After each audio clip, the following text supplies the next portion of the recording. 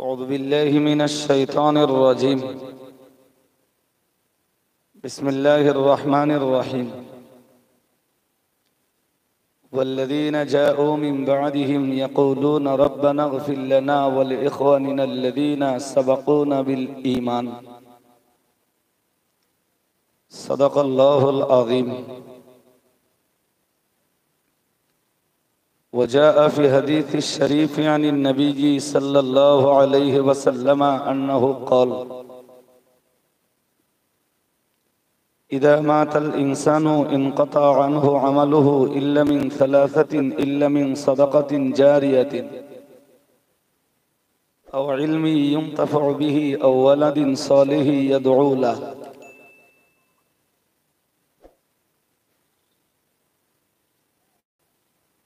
صدق رسوله النبي الكريم.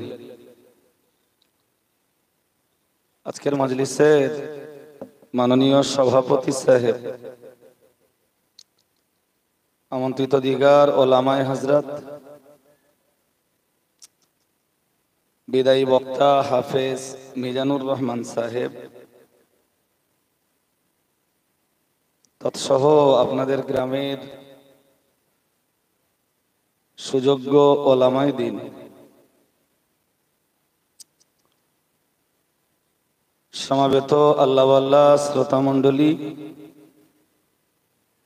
সম্মানিতা পর্দানাসীনা ধার্মিকা মায়েরা, যারা এসে বসেছেন সবাইকে আন্তরিক সালাম, মোবারকবাদ এবং শুভেচ্ছা জানিয়ে কোরআন শরীফে সূরা হাশর থেকে ছোট্ট একটা আয়াত,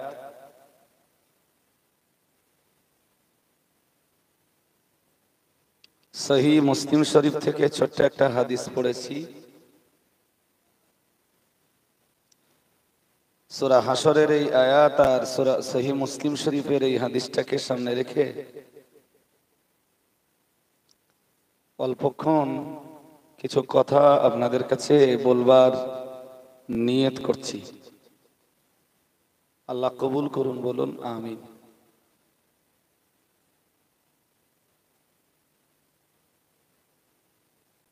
আসবার সময় যা দেখলাম আর মাহফিলে এসে যা দেখছি, এটা খুব দুঃখজনক।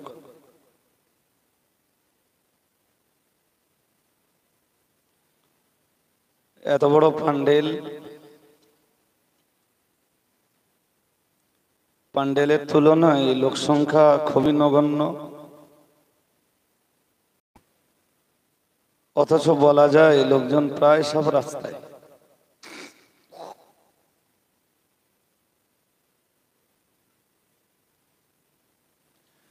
মুসলমানদের বিচারে যদি এইটার চাইতে ওইটা ভালো হয়,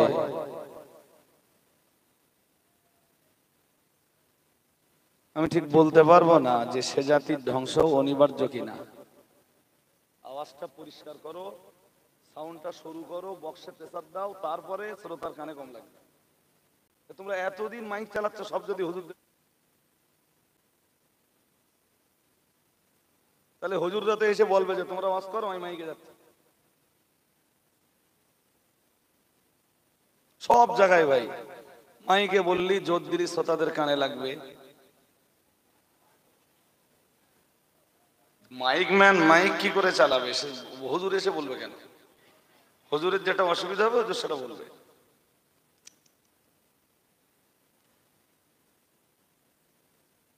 যাক, তবু আজকের এই মাহফিলে যারা আপনারা বসেছেন, একটু এগিয়ে এসে বসবেন। ধরিয়ে নিলাম যে এর চেয়ে বেশি শ্রোতা আজকের মজলিসে আর হবে না। তোমার তো ক্লাসে ছাত্র কম, মানে তো ফিরে গেলে হবে না। মাস্টার যখন তাকে ক্লাস নিতেই হবে। তা আমি এসছি যখন, ক্লাস না নিয়ে আর ফিরবো না ইনশাআল্লাহ।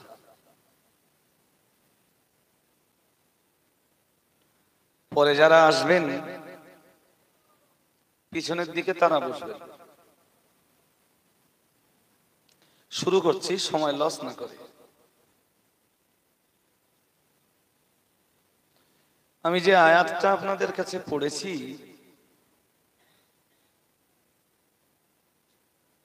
আগে আপনারা আয়াতটা সন্ধান নেন। কোরআন শরীফের 28 পারা, সূরা হাশরের 10 নম্বর আয়াত।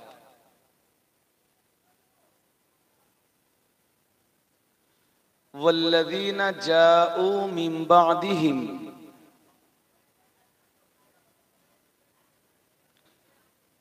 আল্লাহ বললেন তাদের পর যারা এসেছেন। কাদের পরে? আয়াতে স্পষ্ট কিছু নেই। কোথায় এসেছেন তাও স্পষ্ট নেই। কোরআন শরীফ বুঝবার জন্য খুব ঠান্ডা একটা মাথা দরকার। আপনাদের দেখে মনে হচ্ছে মাথা ঠান্ডা, অসুবিধা নেই, বুঝবেন, একটু ধৈর্য লাগবে। ওয়াল্লাযীনা, এবং যারা, জাউ এসেছেন, মিন বা'দিহিম তাদের পরে। আবার বলছি, কাদের পরে স্পষ্ট নেই, কোথায় এসেছেন সেটাও স্পষ্ট নেই। ইয়াকুলুনা, তারা বলে। তারা যেটা বলে আল্লাহর কাছে সেটা অত্যন্ত পছন্দনীয়। والذين جاءوا من بعدهم يقولون ربنا اغفر لنا ولإخواننا الذين سبقونا بالإيمان। মহান আল্লাহ জানিয়েছেন তাদের পরে যারা পৃথিবীতে এসেছেন ওরা বলে রব্বানা ইগফির লানা, রব্বানা, হে আমাদের রব, ইগফির লানা, আপনি আমাদেরকে ক্ষমা করে দেন, বলে ইখওয়ানিনা, আর আমাদের ওই সমস্ত ভাইদেরকে ক্ষমা করে দেন, আল্লাযীনা সাবাকুনা বিল ঈমান, আমাদের যে সব ভাইরা ঈমান সহ কবর জগতে চলে গেছেন। সুবহানাল্লাহ, একটু সবাই মিলেমিশে সুবহানাল্লাহ বলুন। মানে আয়াতটা এখনো ঠিকঠাক আপনাদের ব্রেনে যায়নি, যাবে। আপনারা জানেন যে মক্কা থেকে, মক্কার মানুষদের অত্যাচারে অতিষ্ঠ হয়ে সাহাবীরা একটা টাইমে হিজরত করেছিলেন মদিনায়।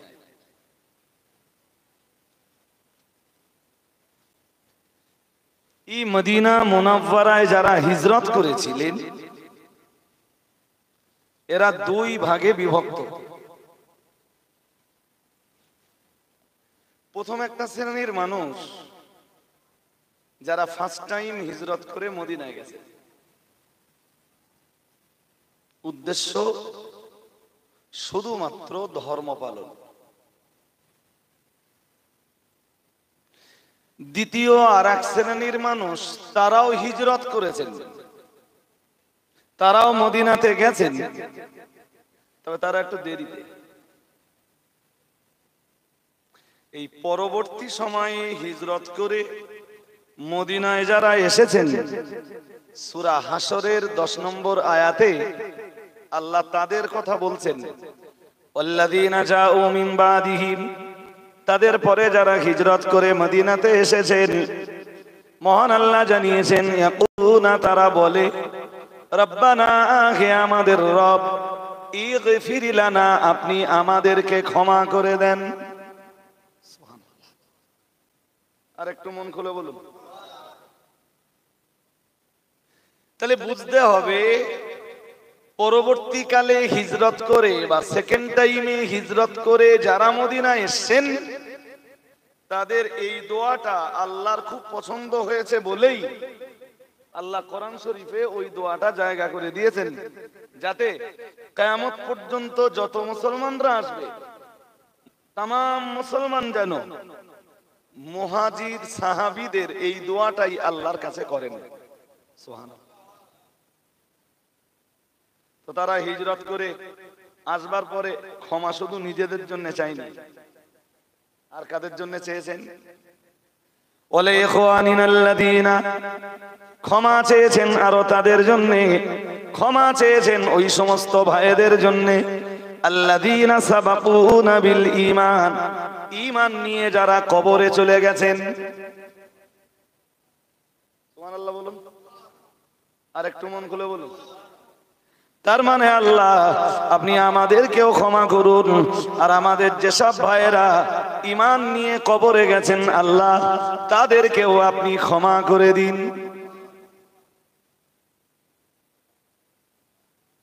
এখানে ভাই বলতে ওই সমস্ত ভাইয়েরা যাদের কলিজায় ঈমান ছিল, ওই অবস্থাতে যারা কবরে গেছেন।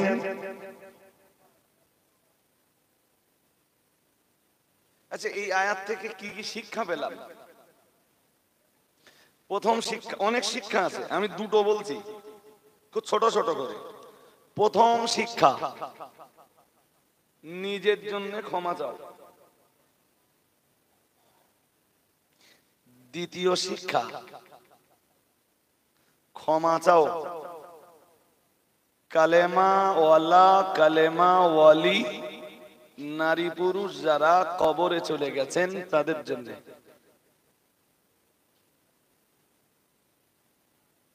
কোরআন শরীফের আয়াত থেকে এটাই পেলাম। আচ্ছা, এবার আপনারা বলুন, ঈমান নিয়ে যারা কবরে চলে গেছেন তাদের জন্য ক্ষমা চাইতে শেখাচ্ছেন কে? আর ওই এতক্ষণ ধরে যেটা পড়লুম ওটা কোরআন শরীফের আয়াত তো, কোথায় আছে সেটাও বলে দিয়েছি। কোরআন শরীফের 28 পারা সূরা হাশরের 10 নম্বর আয়াত। আচ্ছা, এই মরা মানুষদের জন্য ক্ষমা চাওয়ার শিক্ষা দিয়েছেন আল্লাহ। আল্লাহর দেওয়া শিক্ষা যদি বান্দা বাস্তবায়ন করে, বান্দার কি গুনাহ হবে? জোর করে বলতেছেন না কেন? আমার সাথে তো কথা বলতে হবে আপনাদের। আমি শ্রোতাদের কথা বলাই, শ্রোতারা কথা না বললে আমি মত করতে পারি না। আপনারা কি বুঝলেন ফিডব্যাকটা আমার দেবেন তো। এবার একটা হাদিস পড়ি। লিল মুমিনি আলাল মুমিনি সিত্তু খিসালিন, হাদিস শরীফের ভিতরে এসেছে প্রিয় নবী মুহাম্মদুর রাসূলুল্লাহ সাল্লাল্লাহু আলাইহি ওয়াসাল্লাম, আমার আল্লাহর নবী জানিয়ে দিয়েছেন লিল মুমিনি আলাল মুমিনি সিত্তু খিসালিন আও কামা ক্বালা আলাইহিস সালাম।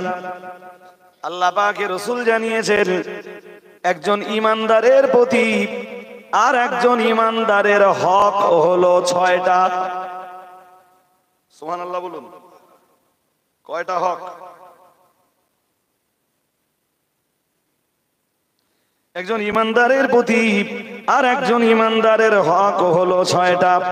প্রিয় নবী মুহাম্মদুর রাসূলুল্লাহ সাল্লাল্লাহু আলাইহি ওয়াসাল্লাম হাদিস শরীফের ভিতরে ওই 6টি হকের বিস্তারিত বিবরণ দিয়েছেন। আর ওই 6টি হকের বিবরণ দিতে দিতে রাসূলুল্লাহ জানিয়েছেন, আল্লাহ পাকের হাবিব জানিয়েছেন ওয়া ইয়াশহাদুহু ইযা মাত আও কামা ক্বালা আলাইহিস সালাম।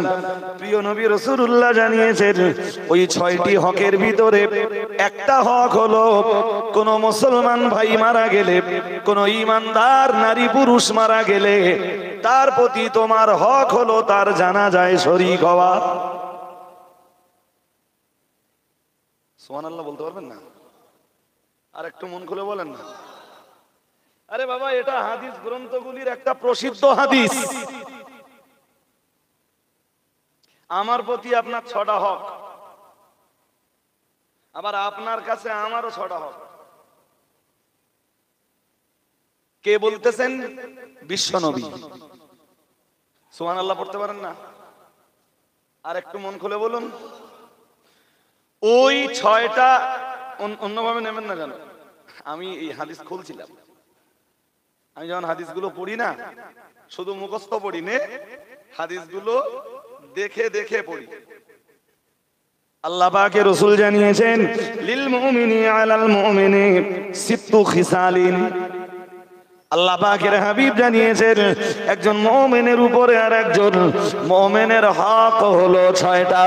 ওই ছয়টা হকের বিবরণ দিতে যে আল্লাহ পাকের রাসূল একটা হক বর্ণনায় বললেন ওয়াশহাদুহু ইযা মাত, রাসূলুল্লাহ জানিয়েছেন তোমার কোন ঈমানদার ভাই অথবা ঈমানদার বোন যদি মারা যায়, আমি মুহাম্মদুর রাসূলুল্লাহ সাল্লাল্লাহু আলাইহি ওয়াসাল্লাম বলছি তুমি তার জানাজা নামাজে শরীক হয়ে যাবে, এটাও হলো তার একটি হক। তাহলে তুমি যেদিন মারা যাবে সেদিন তোমার এলাকার तमाम কলেমা পড়া মানুষের দল তারাও তোমার জানাজা নামাজ পড়বেন, তুমি তাদের হক আদায় করলে আশা করা যায় তারাও একদিন তোমার হক আদায় করবে।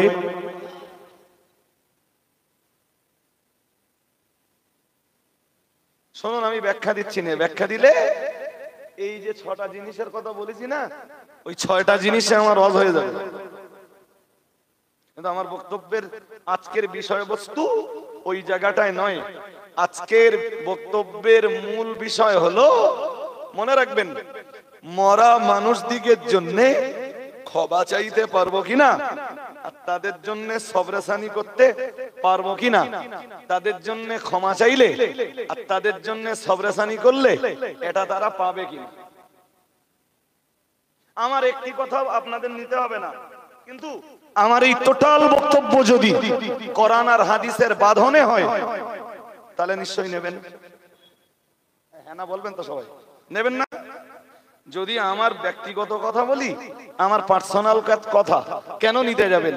কিন্তু আমি যা বলবো সবগুলোই কোরআন আর হাদিসের কথা, মন দিয়ে শুনুন। একটা লোক ভাই, লোকটা সাধারণ লোক। এবার ছোট্ট একটা ঘটনা বলছি, বাস্তব ঘটনা। এটা বলো কোরআনও নয় হাদিসও নয়, কিন্তু এর সঙ্গে কোরআন হাদিসের বাস্তব ফলাফল। এই যে বললাম না, ইমানদারের প্রতি ইমানদারের 6 হকের একটা হক হলো কোন ইমানদার মারা গেলে আপনি তার জানাজাতে যাবেন। তাহলে আপনি মারা গেলে আপনার আশপাশে যত ইমানদার আছে তারাও আপনার জানাজাতে আসবে, এ কথা তো রাসূলের। ওর একটা বাস্তব ফল নেন। একটা লোক দর্জি মানে বুঝতেই তো পারছেন, ব্যস্ত। এই লোকটা ইউপিতে, এই লোকটা কোন মানুষ মরবার খবর পেলে 2-5 কিলোমিটার 2-10 কিলোমিটার এরিয়ার ভিতরে 2-10 খানা গ্রামের ভিতরে যদি তার পক্ষে যাওয়া সম্ভব হতো, লোকটা তার জানাজায় যেত।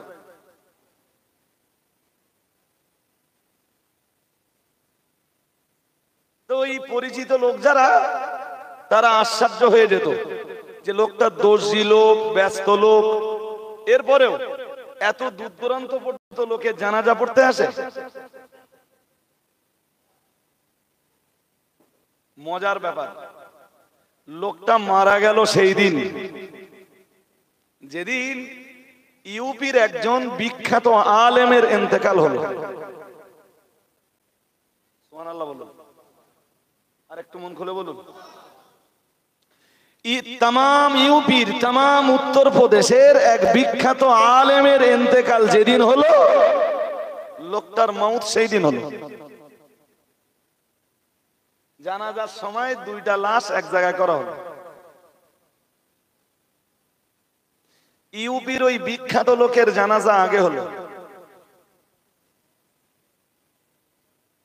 পরে এই দর্জি লোকটার জানাজা হলো একই ময়দানে। ওদিকে মন দেবেন না ভাই, বাচ্চা কাচ্চা করে ফেলেছে, ছাড়ুন।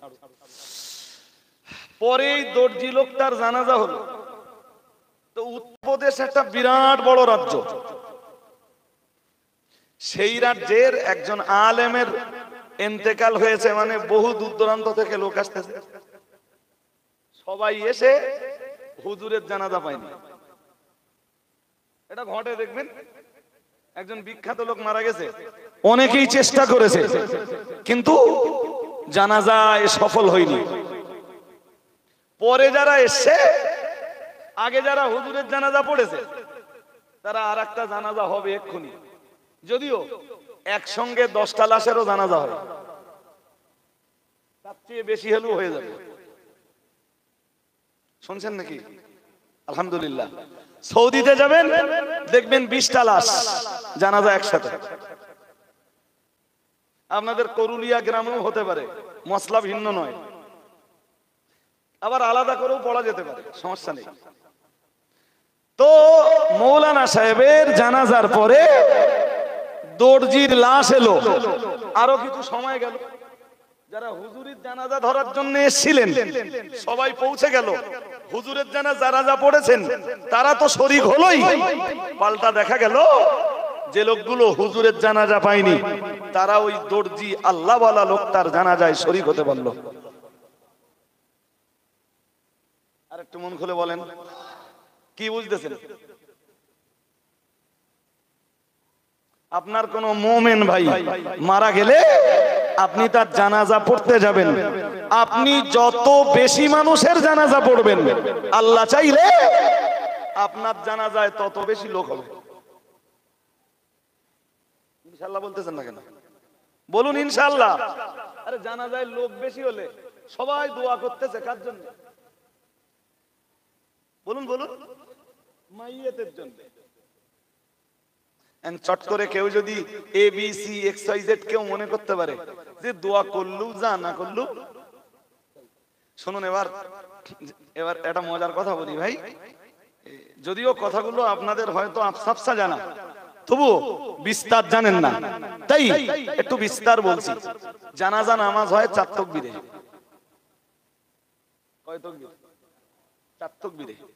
প্রথম তাকবীরের পরে সানা, কথাগুলো মুখস্থ রাখুন, কাজে লাগবে। দ্বিতীয় তাকবীরের পরে দরুদে ইব্রাহিম, মানে রাসূলের প্রতি সালাত। তৃতীয় তাকবীরের পরে মাইয়াতের জন্য দোয়া। সুবহানাল্লাহ বলে না? জানাজা নামাজের নিয়ত কি বলুন? নিয়তটা দেখুন, দেখলে বোঝা যাবে। জানাজা নামাজের নিয়ত হলো আসসানাউ লিল্লাহি তাআলা, প্রশংসা কার? জোর করে বলেন তো। প্রথম তাকবীরের পরে প্রশংসা। ওয়াসসালাতু আলা রাসূলিল্লাহ, দরুদ শরীফ পড়া হবে জানাজায় কার জন্য? রাসূলের জন্য। কার জন্য? তৃতীয় তাকবীর হয়ে যাবে, তৃতীয় তাকবীরের পরে পড়া হবে আদ-দুআউ লিহাদা আও লিহাদিহিল মাইয়্যিত, মরা মানুষের জন্য দোয়া। কার জন্য দোয়া বলুন? হ্যাঁ, শুধু মরা মানুষ নয়, লিহাদা আও লিহাদিহিল মাইয়্যিত, এই মরা মানুষটার জন্য। কোন মরা মানুষটা? যার জানাজা পড়তেছি। সুবহানাল্লাহ বলতে পারেন না? আর একটু মন খুলে বলুন, এটা তো শরীয়তের সিস্টেম। কিসের সিস্টেম? তো জানাজা নামাজের ভিতরেই তো মাইয়াতের জন্য, মাইয়াতার জন্য দোয়ার ব্যবস্থা রয়েছে, ক্ষমা চাইবার ব্যবস্থা রয়েছে। সুবহানাল্লাহ বলুন। চতুর্থ তাকবীর হয়ে গেল, এবারে জি হাত ছেড়ে দিলেন, সালাম ফেলাবেন, আসসালামু আলাইকুম ওয়া রাহমাতুল্লাহ, আসসালামু আলাইকুম ওয়া রাহমাতুল্লাহ। কেউ যদি বলেন আমি উফ, এই ছেলে, এই তোর কি হলে? এই বেটা কি হলে তোর? তুমি ঘুরতেছো আর একজনের ডাকতে গেছো না? মন দিয়ে করে ডিস্টার্ব করলে ভাই সমস্যা। আমি তো ক্যাসেট বাজাতে বসিনি, আপনারা যেমন নিবেন টুক টুক টুক টুক করে কোরআন হাদিসের তথ্য দিয়ে আমি আপনাদের তেমন বলবো। জি, তো সালাম ফিরালেন, জানাজা শেষ হয়ে গেল। আচ্ছা, এই তৃতীয় তাকবীরের পরে আর চতুর্থ তাকবীরের আগে 3 আর 4 এর মাঝখানে যা পড়া হয় ওটা মাইয়াতের জন্য, শুধুমাত্র মাইয়াতের জন্য খালেস খাঁটি দোয়া। আল্লাহ বলুন। চাই করুলিয়া গ্রামের যত ভালো লোক মারা যাক, তার জন্য যে দোয়া, করুলিয়া গ্রামের যত বড় পাপী মারা যাক ইমানদার ভেবে, ওর ভিতরে ইমান আছে এই ভাবনাটা ভেবে মুসলমানরা ওই একই দোয়া পড়ে। তো হ্যাঁ না, জোর করে বলেন না, আলাদা কোনো দোয়া আছে আর? আচ্ছা, এই মরা লোকের জন্য যদি দোয়া করে লাভ না হয়, রাসূলুল্লাহ এই জিনিস শেখালে কেন?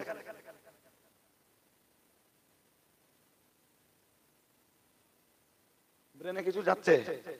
এখন যদি বলা হয় যে মরা লোকের জন্য দোয়া করে আর লাভ নেই, সবরেসানি করে লাভ নেই, ক্ষমা প্রার্থনা করে লাভ নেই, তাহলে সোজা বুদ্ধি, জানাজা না পড়ে দাফন করে দাও।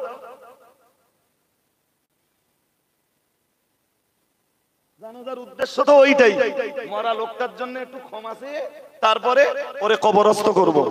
তো যদি মনে হয় যে মরা লোকের জন্য ক্ষমা চেয়ে আর লাভ নেই, তাহলে এক কাজ করো, জানাজাটা বাদ দাও। জানাজা তো শুধু ফুরফুরারা পড়ে না, তবলিগরাও, কথা বলে না, লামাজাবিরাও, জামাত ইসলামীরাও, ইসলামী যত দলমত আছে সমস্ত দলের লোক জানাজা পড়ে।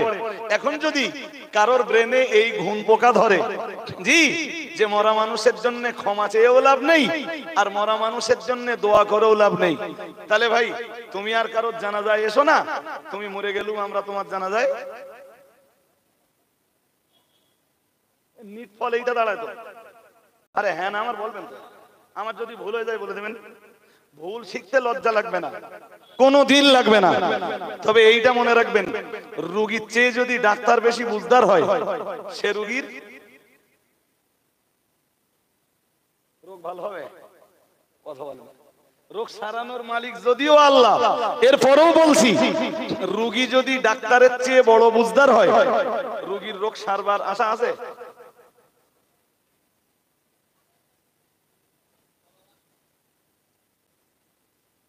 ওই তো কি দোয়া পড়তে হয় বলুন, আপনারা অনেকেই জানবেন। জানাজা নামাজের 3 তাকবীর আর 4 তাকবীরের মাঝখানে কি দোয়া পড়তে হয় মাইয়িতের জন্য বলুন?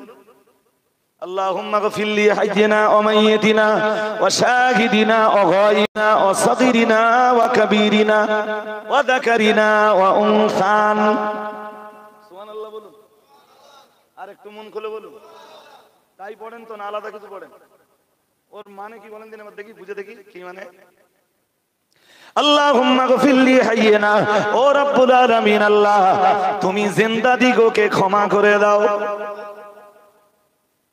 এই ধাপে ধাপে আস্তে আস্তে আস্তে আস্তে জানাজার দোয়াটা একটু বোঝার চেষ্টা করেন, তাহলে এটা মাথায় ঢুকে যাবে যে মাইয়িতের জন্য ক্ষমা চাওয়ার ব্যবস্থাপনা ইসলামের ভিতরে আছে না নেই।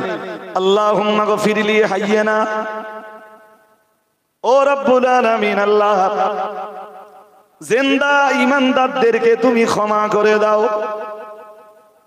আর একটু মন খুলে বলুন, মানে আমরা যারা জানাজায় এসেছি আমাদের সবাইকে তুমি, আমরা জিন্দা আছি আল্লাহ আমাদেরকে ক্ষমা করো। আল্লাহুম্মা গফির লি হাইয়িনা ওয়া মাইয়িতিনা, ও রব্বুল আলামিন শুধু জিন্দাদিগকে ক্ষমা করলে হবে না আল্লাহ, ওয়া মাইয়িতিনা ও রব্বুল আলামিন কালেমা নিয়ে দুনিয়ার যে সব নারী পুরুষ কবর জগতের বাসিন্দা হয়ে গেছেন আল্লাহ তাদের সবাইকেও তুমি ক্ষমা করে দাও। একটু মন খুলে বলুন। ও ভাইরা আমার মনে রাখুন, একটু ধৈর্য ধরলে আমি আরো অনেক তথ্য আপনাদেরকে দিতে পারবো ইনশাআল্লাহ। এরপরে রয়েছে আল্লাহুম্মা গফির লি হাইয়িনা ওয়া মাইয়িতিনা ওয়া শাহিদিনা ওয়া গায়িবিনা, ও রব্বুল আলামিন আল্লাহ যারা কাছে রয়েছেন তাদেরকেও তুমি ক্ষমা করে দাও। আবার যেসব ঈমানদাররা দূরে রয়েছেন জিন্দা মুর্দা তারা যারাই হোক আল্লাহ তাদেরকেও তুমি ক্ষমা করে দাও।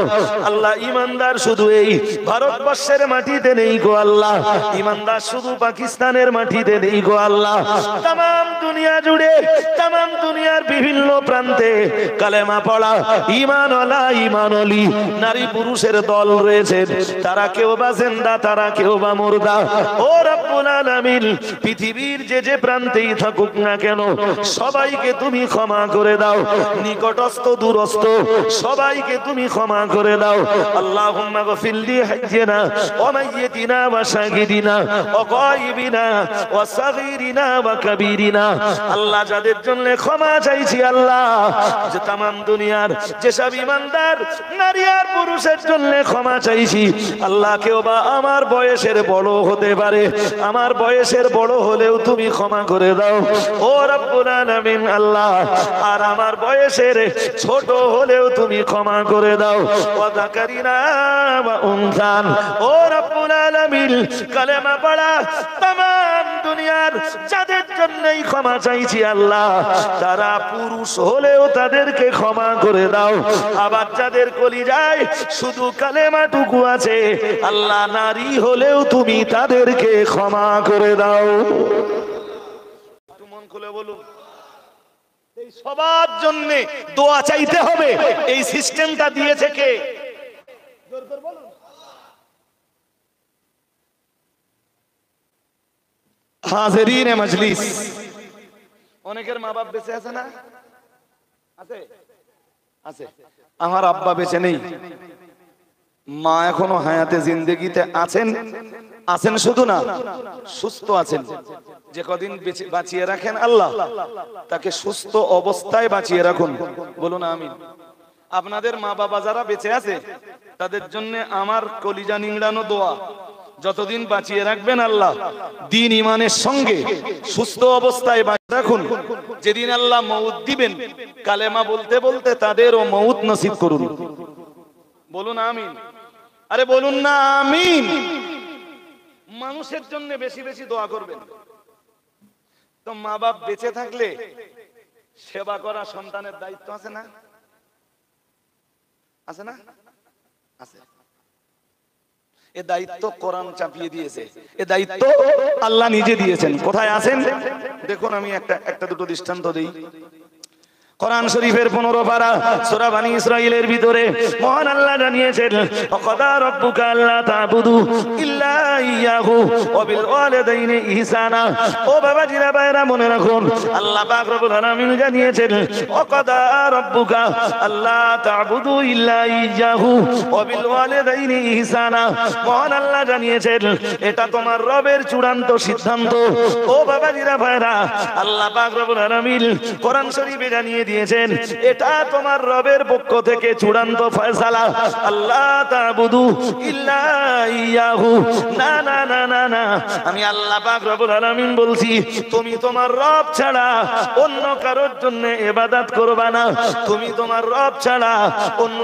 কারোর জন্য পূজার্চনা করবা না তোমার রব ভিন্ন দ্বিতীয় কারোর জন্য জানো তোমার মাথাটা অবনত করবা না ও বাবাজিরা ভাইরা আল্লাহ পাক রব্বুল আলামিন বললেন পরি বললেন ওয়াবিল ওয়ালিদাইনি ইহসানা আল্লাহ পাক রব্বুল আলামিন বললেন আমি তোমারে সৃষ্টি করেছি আমি তোমারে বানিয়েছি আমি আল্লাহ পাক রব্বুল আলামিন তোমার জন্য দুনিয়া ভরা নিয়ামত দান করেছি এজন্য তুমি ইবাদত করবা আমার আর আমি আল্লাহ বলছি তোমাদের জন্মের ব্যাপারে আর তোমাদের লালন পালনের ব্যাপারে দুনিয়ায় সব চাইতে তোমাদের বাবা আর মায়ের ভূমিকা বেশি তোমার জন্মের সময় আমি আল্লাহ পাক রব্বুল আলামিন তোমার বাবা আর মায়ের কাছ থেকে এক ফোঁটা করে না পাক পানি নির্দিষ্ট কোন এক হালাল পদ্ধতিতে দিয়ে আমি আল্লাহ পাক রব্বুল আলামিন তোমাকে বান্দা তৈরি করেছি এবারে বান্দা মনে রাখো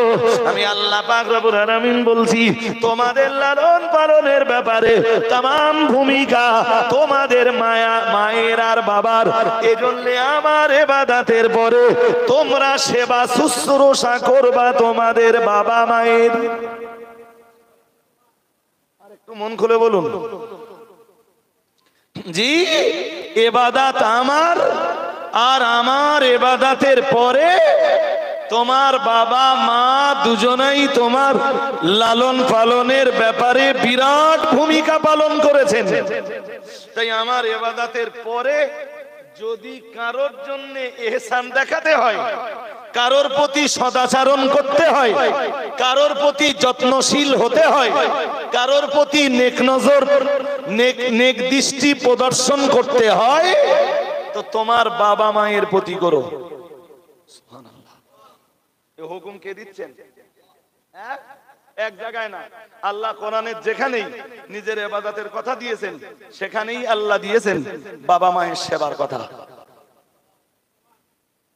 কিছু সন্তান নামের শয়তান আছে, রাগ করলে আমার কিছু এসে যায় না, কিছু সন্তান নামের শয়তান আছে যারা বাবা মায়ের সেবা শুশ্রূষা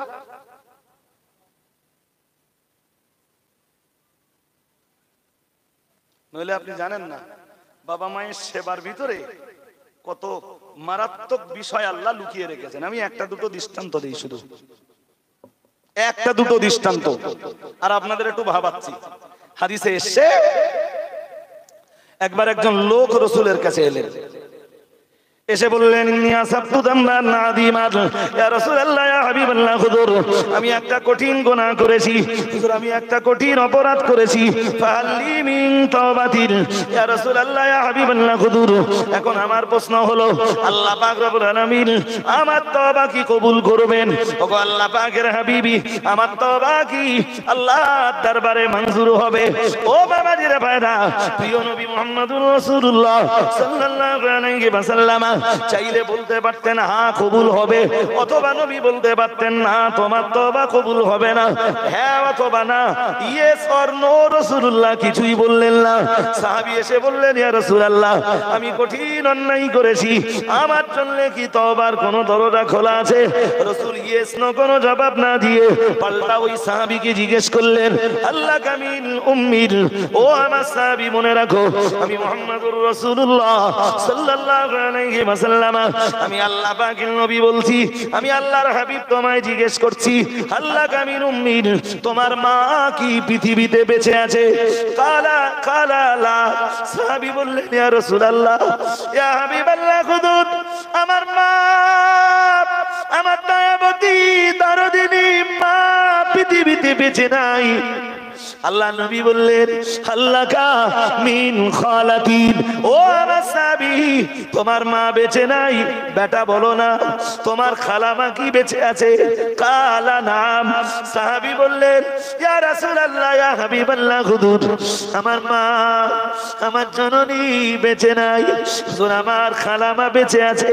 দয়ার নবী রাহমাতুল লিল আলামিন বললেন তোমার মা বেঁচে নাই, খালামা বেঁচে আছে, যাও তোমার খালামায়ের কাছে যাও, খালামায়ের সেবা শুশ্রূষা করো, আশা করা যায় আল্লাহ তাআলা তোমার জিন্দেগীর গুনাহ ক্ষমা করে দেবে। আর একটু মন খুলে বলে সুবহানাল্লাহ। মায়ের অবর্তমানে হকদার কে?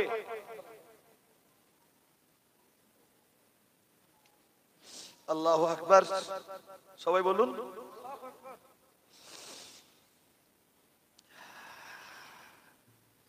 সাহাবী বললেন আমি কঠিন অন্যায় করেছি, আমি ওয়াজ ভুলে যাইনি, আমার এই ওয়াজগুলো শুনতে হবে, তারপর পরের কথাটা সময় হলে বুঝবেন।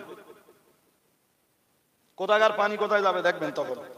জি বললেন আমি কঠিন অন্যায় করেছি হুজুর, তওবার কোন দরজা খোলা আছে? নবীজি বলতে পারতেন না তওবা করো গে যাও, তোমাকে আল্লাহ মাফ করে দিবেন, তা বললেন না, পাল্টা জিগালেন, জিজ্ঞেস করলেন মা বেঁচে আছে? বললেন না হুজুর আমার জননী বেঁচে নেই। নবীজি বললেন খালামা? বললেন আছে হুজুর। নবীজি বললেন খালামার সেবা করো, আল্লাহ তোমায় মাফ করে দিবেন। আর একটু মন খুলে বলেন না, মা খালামা, মার খালামা বেঁচে থাকা মানে তোমার গোনা মাফ হবার একটা দরজা খোলা থাকা।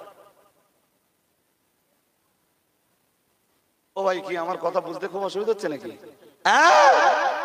যাদের মা মা মা বেঁচে নেই, খালামাও বেঁচে নেই, গোনা মাফ হবার দরজা বন্ধ হয়ে গেছে।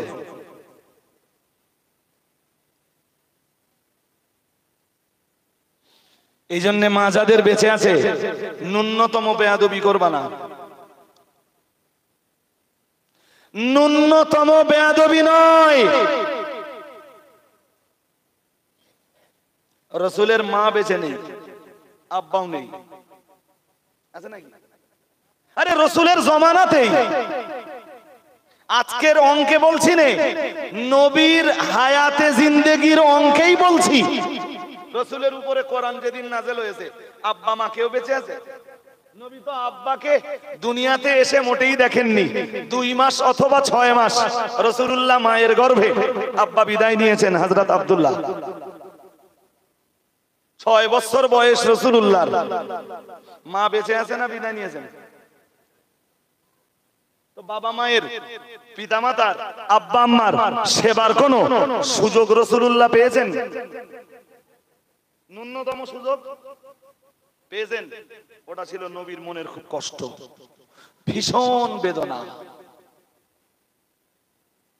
রাসূল সাহাবীদের নিয়ে বসে আছেন, ওয়াজ করছিলেন। হঠাৎ একজন মহিলা রাসূলের মজলিসের দিকে এগিয়ে আসছিলেন। দূর থেকে রাসূল ওই মহিলাকে দেখলেন, দেখতেন, ব্যাস দেখতেই রাসূল উঠে দাঁড়ালেন। ওয়াজ বন্ধ।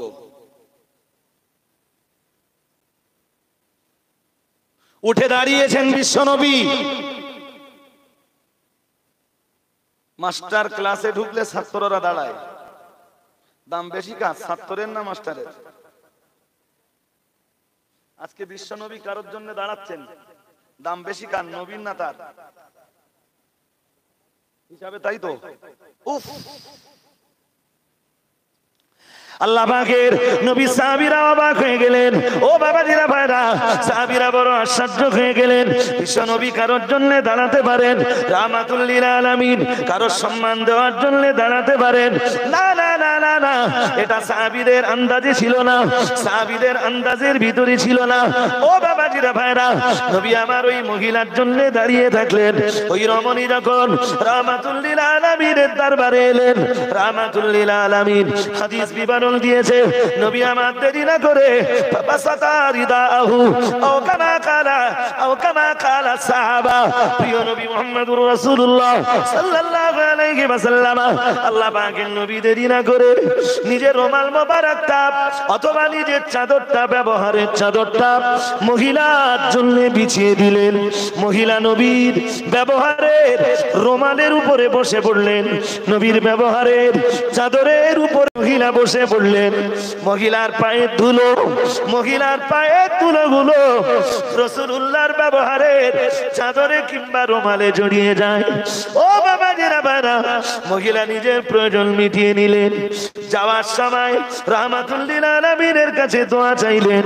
সাহাবীরা আশ্চর্য হয়ে যাচ্ছিলেন, ইয়া রাসূলুল্লাহ আপনি দোয়া করুন, সময় হলে আবার আপনার কাছ থেকে আমি ঘুরে যাব। ও বাবাজিরা ভাইরা, মহিলা রাহমাতুল লিল আলামিনের মসজিদ ছেড়ে যখন চলে যাচ্ছিলেন, নবী আমার রমণীর জন্য আবারও উঠে দাঁড়ালেন। যতক্ষণ নবীর মজলিস থেকে মহিলাকে দেখতে পাওয়া যাচ্ছিল, রাহমাতুল লিল আলামিন ততক্ষণ দাঁড়িয়ে থাকলেন। ওই রমণী চলে যাওয়ার পর সাহাবীরা আল্লাহ পাকের রাসূলকে জিজ্ঞেস করলেন, ইয়া রাসূলুল্লাহ, ইয়া হাবিবাল্লাহ, হুজুর বিশ্বনবী কারোর জন্য দাঁড়াতে পারেন? হুজুর এটা আমাদের জানা ছিল না। হুজুর আপনি আমাদেরকে নিয়ে ওয়াজ করছিলেন, হঠাৎ একজন মহিলার আগমন করছিল আপনার দরবারে। ইয়া রাসূলুল্লাহ, ইয়া হাবিবাল্লাহ, হুজুর ওই মহিলারে দেখে আপনি দাঁড়ালেন। মহিলা যতক্ষণ মজলিসে না এলেন, হুজুর আপনি দাঁড়িয়ে থাকলেন। ওই মহিলা আপনার দরবারে এলেন, হুজুর আপনি আপনার নিজের রুমাল মোবারকটা, চাদর মোবারকটা বিছিয়ে দিলেন। হুজুর মহিলা আপনার বিছিয়ে দেওয়া রুমালের উপরে, চাদরের উপরে বসে পড়ল। হুজুর তার পায়ের ধুলা আপনার রুমালে জড়িয়ে গেল, আপনার চাদরে জড়িয়ে গেল। ইয়া রাসূলুল্লাহ, ইয়া হাবিবাল্লাহ, হুজুর ওই রমণী নিজের কাজ আপনার দরবারে মিটিয়ে নিলেন। হুজুর যখন চলে যাচ্ছিলেন, আপনি আবার উঠে দাঁড়িয়ে গেলেন। ইয়া রাসূলুল্লাহ, ইয়া হাবিবাল্লাহ, হুজুর আপনার দরবার থেকে ওই রমণীকে যতক্ষণ দেখা যাচ্ছিল, হুজুর এই রমণীর জন্য আপনি দাঁড়িয়ে রইলেন। হুজুর বুঝলাম না কে ওই রমণী, ওই রমণীর পরিচয়টাকে একটু দেবে। ও বাবাজিরা ভাইরা, সাইয়্যিদুল মুরসালিন, ইমামুল মুত্তাকিন, রাহমাতুল লিল আলামিন, নূর নবী, নূরে মুজাসসাম, রাসূল আকরাম সাহাবীদেরকে ডাক দিয়ে বললেন, ও আমার সাহাবীরা, আমি বিশ্ব নবী, আমি রাহমাতুল লিল আলামিন, দুনিয়ার মুখটা দেখবার আগে আগেই, আমি দুনিয়াতে আসবার আগে আগেই আল্লাহ আমার আব্বাজানকে তুলে নিয়েছেন। ও আমার সাহাবীরা, আমি নবী আমার আব্বাজানের খেদমত আর সেবার কোনো সুযোগ হয়নি। ও আমার সাহাবীরা, 6 বছর বয়সে আমি নবী আমার আব্বাজানকে আল্লাহ তাআলা দুনিয়া থেকে তুলে নিয়েছেন। সাহাবীরা মনে রাখো, আমার সেবা করার মতো আমার আব্বাজান বেঁচে নাই, সেবা করবার মতো আমার দয়াবতী দরদিদি আমার জননী আমার মা পৃথিবীতে বেঁচে নাই। ছোটবেলায় তায়েফের যেই সৌভাগ্যবতী মহিলা আমাকে দুধ পান করিয়েছিলেন, ইনি হলেন আমার সেই দুগ্ধদানকারিণী জননী হযরত হালিমাতুস সাদিয়া। উনি যতবার আমি রাহমাতুল লিল আলামিন আমার দরবারে আসেন, আমি নবী আমার দুগ্ধদানকারিণী জননীকে দেখলে উঠে দাঁড়িয়ে যায়। আর আমার দুগ্ধদানকারিণী জননী যখন আমার মজলিসে আসে, আমি বিশ্বনবী আমার নিজের ব্যবহারের রুমালটা আমার দুধ দানকারিণী জননীর বসবার জন্য বিছিয়ে দেয়।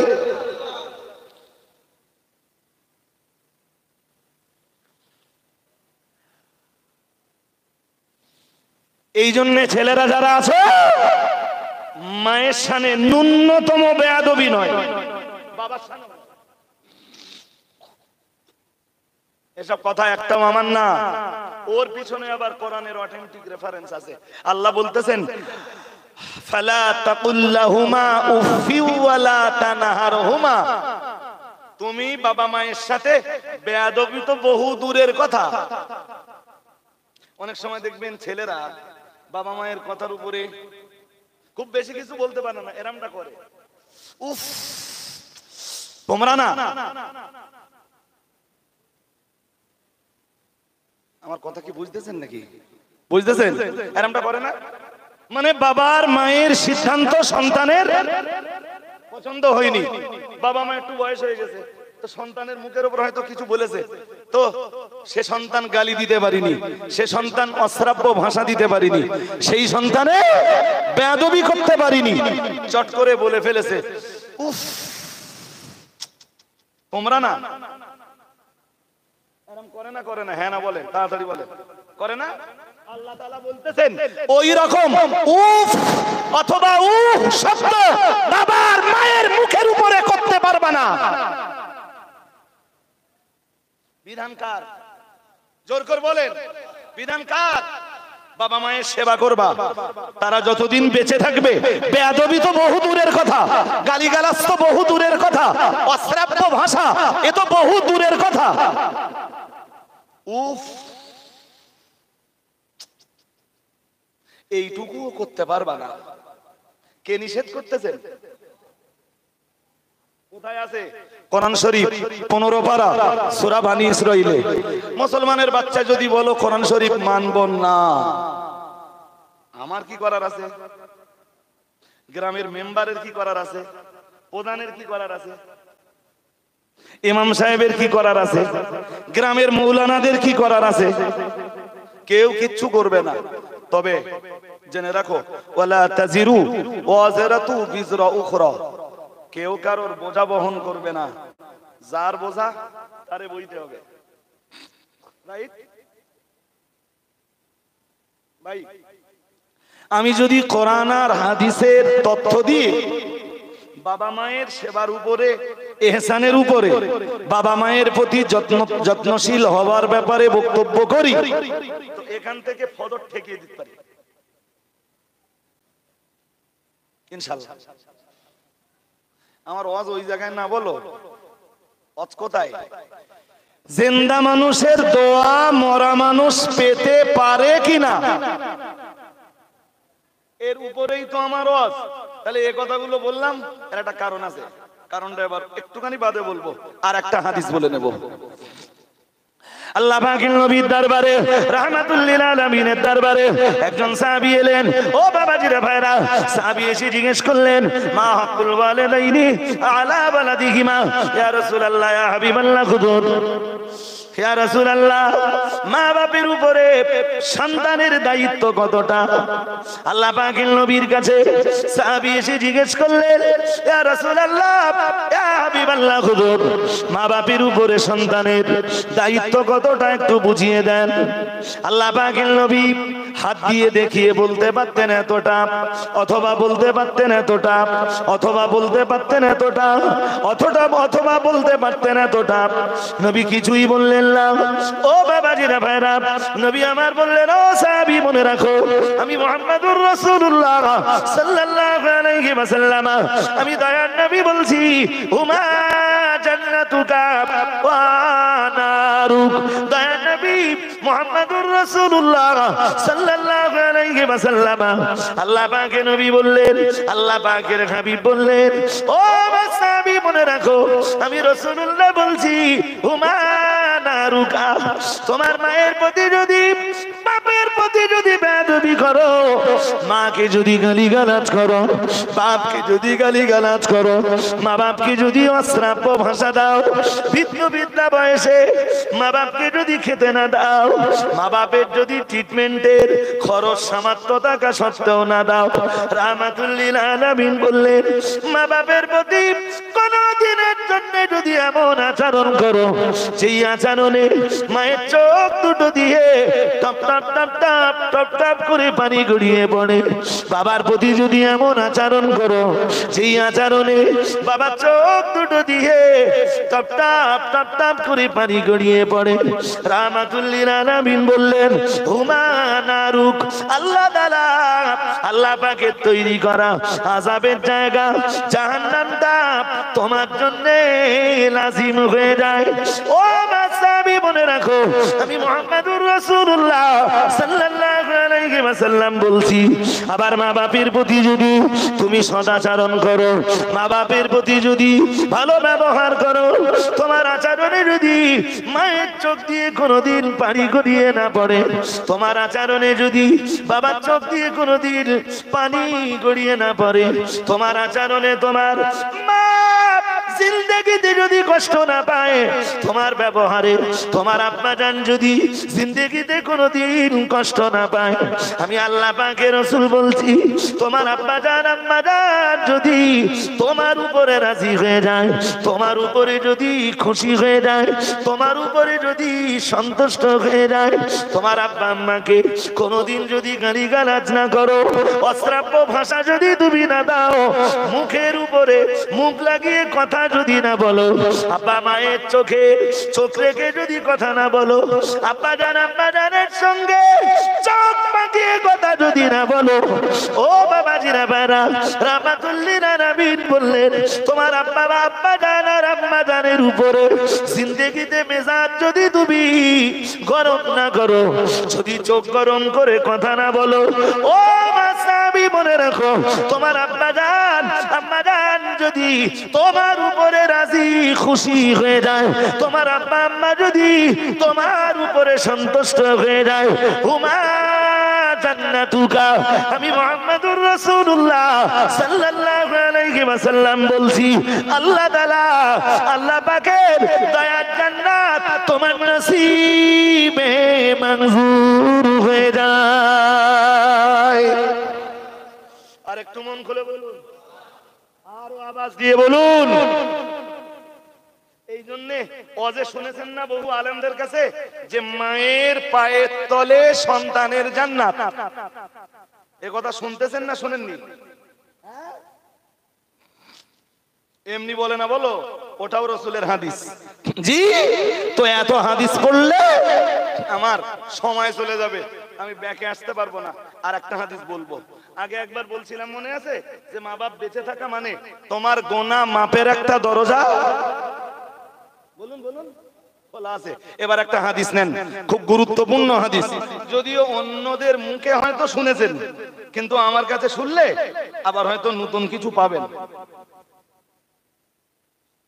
বলার ধাঁচ ধরন সবার সমান হয় না। হাদিসে আসতেছে কি চ্যাম্পিয়ন হাদিস, মা মিন ওয়ালাদিন বারদিন ইয়ানজুরু ইলা ওয়ালিদাইহি ইল্লা কাতাবাল্লাহু লাহু বিকুল্লি নাদরাতি রাহমাতিন হাজ্জাতাম মাবরুরাতান আও কামা ক্বালা আলাইহিস সালাম। দয়ার নবী মুহাম্মদুর রাসূলুল্লাহ সাল্লাল্লাহু আলাইহি ওয়াসাল্লাম নবী আমার জানিয়ে দিয়েছেন, ও আমার সাহাবী মনে রাখো, আমি মুহাম্মদুর রাসূলুল্লাহ সাল্লাল্লাহু আলাইহি ওয়াসাল্লাম বলছি, মা মিন ওয়ালাদিন বারদিন ইয়ানজুরু ইলা ওয়ালিদাইহি, আল্লাহর কোন বান্দা, কোন সন্তান যদি, কোন নেক সন্তান যদি তার মায়ের চেহারার দিকে ভালোবাসার নজরে তাকায়, কোন সন্তান যদি তার বাপের চেহারার দিকে মহব্বতের দৃষ্টি নিবন্ধ করে, রহমতের নজরে যদি তাকায়, দয়ার নবী আমার জানিয়েছেন, ইল্লা কাতাবাল্লাহু লাহু বিকুল্লি নাদরাতি রাহমাতিন হাজ্জাতাম মাবরুরাতান।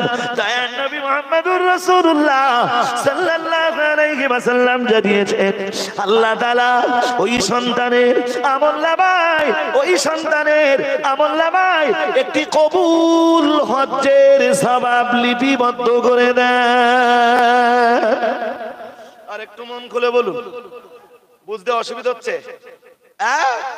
কোন সন্তান যদি তার মা অথবা বাবার দিকে তাকায় মহাব্বতের নজরে, ভালোবাসার নজরে,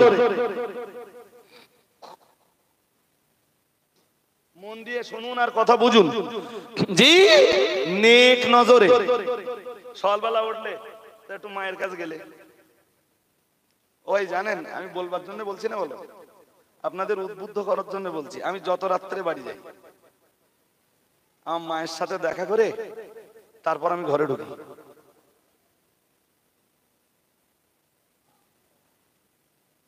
মা ঠিক আছে কিনা, সমস্যা আছে কিনা, আর মায়ের চেহারা দেখে ঘরে ঢুকলে একটা কবুল হজের সওয়াব হবে। সুবহানাল্লাহ বলতেছেন না কেন? আর একটু মন খুলে বলুন না। নবী নিজে বলতেছেন, ইল্লা কাতাবাল্লাহু লাহু বিকুল্লি নাজরাতি রাহমাতিন হাজ্জাতাম মাবরুরাতান। মা বাপের চেহারার দিকে ভালোবাসার নজরে তাকালে যে হজ আল্লাহর দরবারে কবুল হয়েছে, ওই হাজির যত সওয়াব হবে আল্লাহ ওই নেক সন্তানের আমলনামায় তত সওয়াব দান করবেন। আরেকটু মন খুলে, এই ছোট কথা নাকি? এবারে যারা হজে যাবে ন্যূনতম 4 লাখ টাকা খরচ হবে, যদি সুযোগ হয়, কোভিডের চাপ আর না হয়। কলাক বলেছি, এই 4 লাখ টাকা খরচ করে হজ করবে, ফেরবি ওর হজ কবুল হবে কিনা কোনো গ্যারান্টি? Guarantee no authority. নিতেও পারে, বলতেছেন না কেন? নিতেও পারে, নাও পারেন, আল্লাহ ইচ্ছা, তার ইচ্ছা হাজির নয়। তবে এটা জানবেন, যে হাজির হজ কবুল হয়, ও হাজি দেশে ফেরার পরে হাজির আমলের গতি বেড়ে যায়। সুবহানাল্লাহ বলেন। আর একটু মন খুলে, যে হাজির হজ কবুল হয়, আচ্ছা কি করে বোঝা যাবে যে হাজির হজ কবুল হয়েছে? তার দৃষ্টান্ত হলো, হাজির হজ কবুলিয়াতের দৃষ্টান্ত হলো, যে হাজির হজ কবুল হয় ও হাজি দেশে ফিরে এলে তার আমলের গতি বেড়ে যায় আর পাপের গতি কমে যায়। সুবহানাল্লাহ বাড়ি দিয়ে বলবেন কোন একবার নাকি?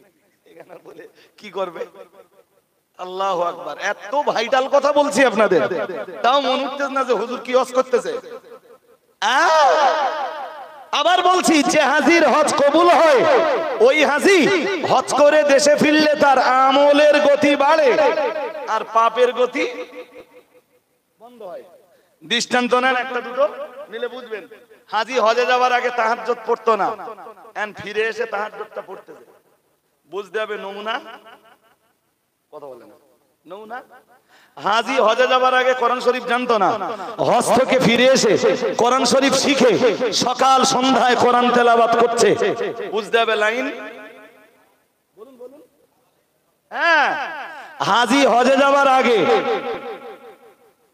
খুব মন দিয়ে শুনুন, এশার নামাজের পরে 100 বার দরুদ শরীফ পড়া অভ্যাস ছিল না। নামাজ পড়তো কিন্তু তাসবিহ নিয়ে 100 বার দরুদ শরীফ পড়া অভ্যাস ছিল না। হজ থেকে ফিরবার পরে ওরা আমলের গতি বেড়েছে, তাই এশার নামাজের পরে 100 বার তাসবিহ না পড়ে, মানে দরুদ শরীফ না পড়ে ও কোনোদিন বিছানায় যায় না। বুঝতে হবে লাইন। হজে যাওয়ার আগে মাঝে মাঝে মিথ্যা কথা বলতো, ফিরে এসে একটাও বলে না, ফিরে এসে একটাও মিথ্যা কথা কারোর কাছে ধরা পড়িনি। বুঝতে হবে হাজী সাহেবের লাইন, জোর করে বলেন। আর যেটা ফিরে আসার পরে মিথ্যা কথা বলার গতি আরো বেড়েছে, ওটা লাইন কি? এ বুঝতে অসুবিধা হচ্ছে নাকি? হজে যাবার আগে তবু মাঝে মাঝে গাইল দিত, সব সময় না, মন দিয়ে কথা শুনুন। হজে যাওয়ার আগে মাঝে মাঝে গাইল দিত, কখন? কবি কবি মাঝে মাঝে। হজ করে ফেরার পরে আজকে 10 বছর কেটে গেছে, এখনো কোনো গাইল দেয়নি। বুঝতে হবে লাইন। হ্যাঁ, ও হজ ধরে রেখেছে এখন। হজে যাওয়ার আগে গাইল যা দিত মাঝে মাঝে, এখন দেয় ঘন ঘন। এরকম জিনিস আছে না নেই? আরে বলতেছেন না কেন কিছু? হজ করে ফিরে এসে বলতে টুপিটা খুলবো, মানে মানে মানে টুপি রেস তো গাইল দিতে পেতে না, তা বলতে টুপিটা খুলবো। অত সহজে হজ কবুল হবে? যত হাজি হজে যায় সব হাজিতে কাকর মারে, এটা ওয়াজ শুনে নেন আজকে। যদিও আমার হজের সাবজেক্ট এখানে ছিল না, প্রসঙ্গ এসেছে তাই বলছি। যত হাজি হজে যায় কাকর মারে না শয়তানের, কারে মারে? হ্যাঁ, তা আমি যেবার হজে গেছি দেখি কেউ জুতো ছুড়ে মেরতেছে, কিন্তু এরকম পাথর নিয়েছে, বড় পাথর, যাতে ওর বেশি লাগে। ওরে সর্বনাশ! তা আমি কাকর মারতে গেছি প্রথম দিন। তা আমি না ভাই এ ধর্ম পালন আবেগ দিয়ে করি না, বলো, আমি শরীয়ত দিয়ে ধর্ম পালন করি। আমি এসে মিনিট 5-7 ওই টান ভান দেখলাম, আমার কাজে লাগবে, কাজেও লাগবে, আর নিজে কিভাবে কাকরটা মারবো পজিশনটা বুঝে নিচ্ছি ভালো করে। তো ওই 5-7 মিনিট দাঁড়িয়ে, সঙ্গে আমার মা আছে, চাচা আছে, চাচিমা আছে, একটা খালাতো ভাই আছে, ভাবি আছে, জি তাহলে একদম একটা জামাই বাবু আছে, তাহলে একদম ব্যস্ত হবেন না কেউ। আমি পজিশন বুঝবো, তারপর কাকর মারতে যেতে বলবো, আমার সঙ্গে যাবে।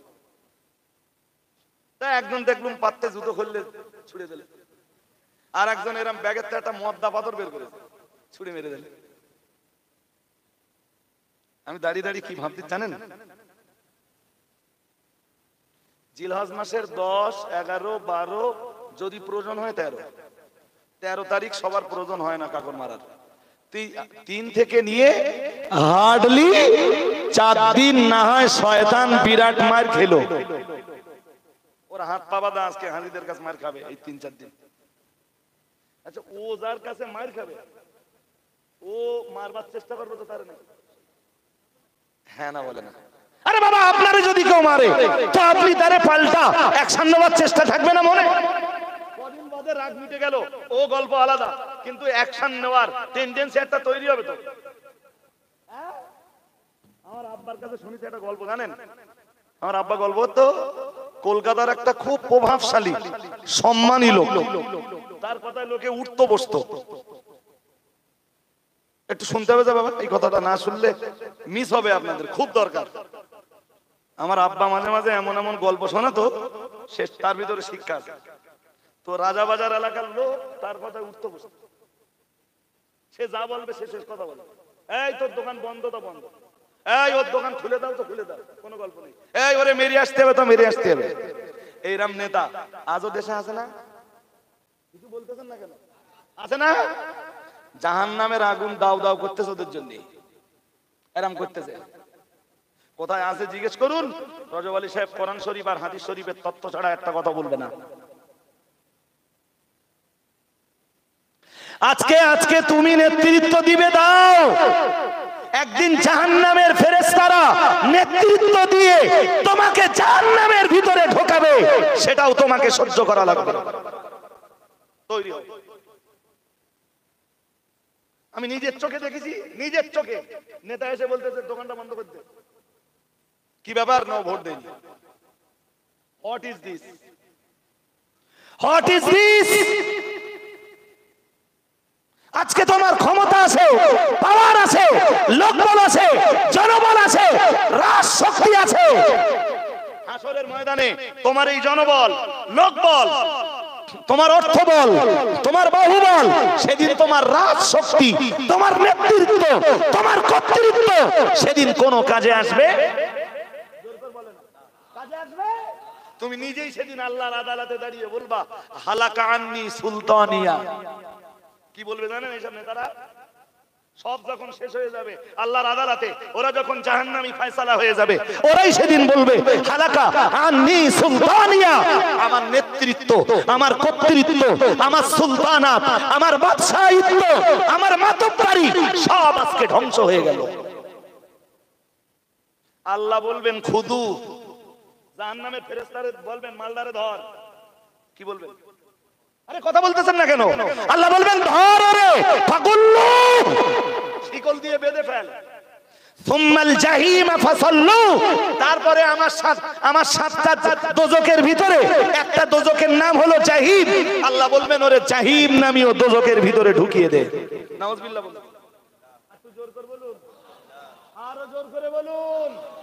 এমন নেতৃত্ব দিও না যে নেতৃত্বের কারণে তোমাকে জাহান্নামে যেতে হয়।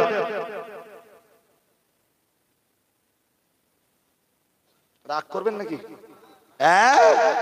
জি, দেশব্যাপী যা চলতেছে ভাই, শেষ আবার বলবার মতন ওই চোখে দেখি। আর অজনসিয়াতের স্টেজে প্রতিবাদ করবার মতো যদি হয় তা মোটামুটি এই জিনিস ছেড়ে দেওয়া জিনিস না কারোর বলে। সে করুলিয়া গ্রামের লোক মোটামুটি খবর রাখে নাকি? কথা বলে করুলিয়া গ্রামের লোক সে জানে না যে এই জিনিস কারো ছেড়ে দেয় না? জানেন? আলহামদুলিল্লাহ। জি, তো আমি আজ আবার আপনাদের কাছে এসে কোরআন হাদিসের তথ্যের বাইরে এ পর্যন্ত একটাও তথ্য দেয়নি। তোমার আব্বা এই বাস্তবতাগুলো না বুঝলে কোরআন হাদিস ঠিক বোঝা যায় না, তাই বলি। তো এই আব্বা বলতেন যে লোকটার বিরাট প্রভাব, তা সেই লোকটার গালে একদিন বসে আছে, বসে চা খাচ্ছে, আশপাশে সব সেতুরা আছে বলে, হঠাৎ ওই 12-13 বছরের একটা বাচ্চা ছেলে এলো, এসে দুম করে একটা ওই নেতাটার গালে চড় কষকে দিল। আব্বা বলতেন আই ওয়াজ প্রেজেন্ট, আমি হাজির ছিলাম। আব্বা বলতেন আমি সেখানে হাজির।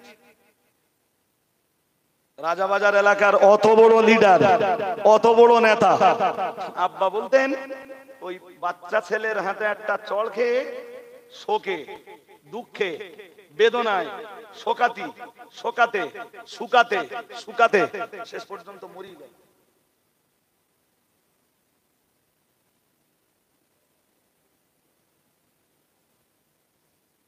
কিছু বুঝতেছেন?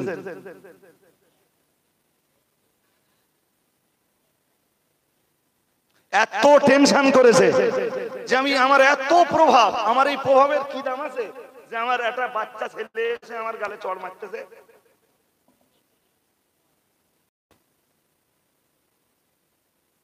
হাজিরিন, এই শুধু কোরআন হাদিস না ভাই, কোরআন হাদিস শুনতে হয় একদম বাস্তবের সঙ্গে মিলিয়ে, তবে কোরআন হাদিস খুব ভালো বোঝা যায়। জি, একটু গুছিয়ে বলবেন আমার। এই শয়তান 3 দিন মার খাচ্ছে, বাকি বছরের আরো 304 দিন মার খাচ্ছে, বছরের আরো 361 দিন শয়তানের আছে না? আছে না নেই? ওই আজ যত পারিস মার, ওই কাগজ তুলে তোরে একদিন ঝাড়বো। আমি নিজে চোখে দেখেছি ভাই। 2019 সালে আপনি জানেন,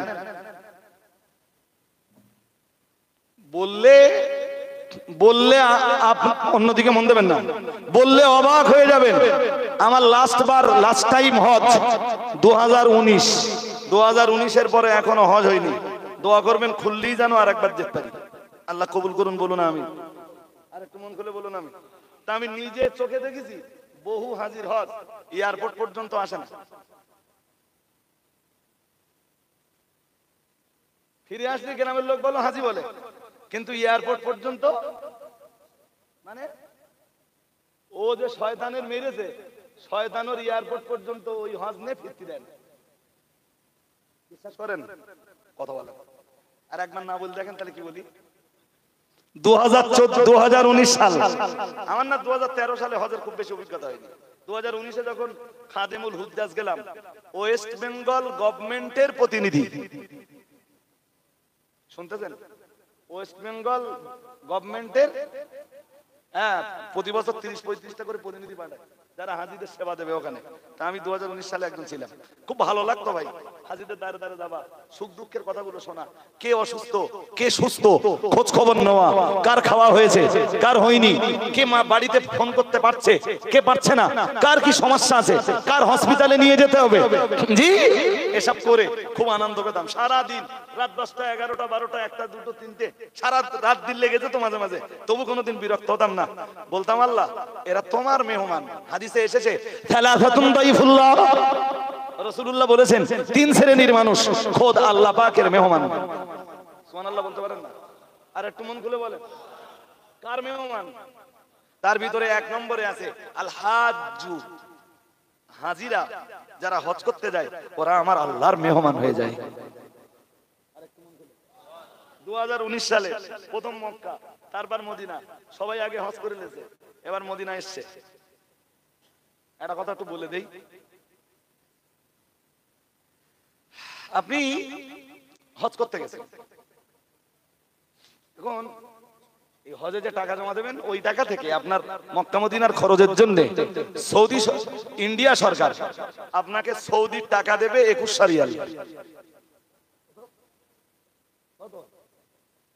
বাইদি ভাই যদি কারোর ওই টাকা হারিয়ে গেছে, খুব মন দেন আসলে বুঝতে পারবেন না, ওই টাকা কারোর হারিয়ে গেছে, গভর্নমেন্ট তখন আপনার ওখানকার খরচ খরচার জন্য 1200 রিয়াল দেবে ফের।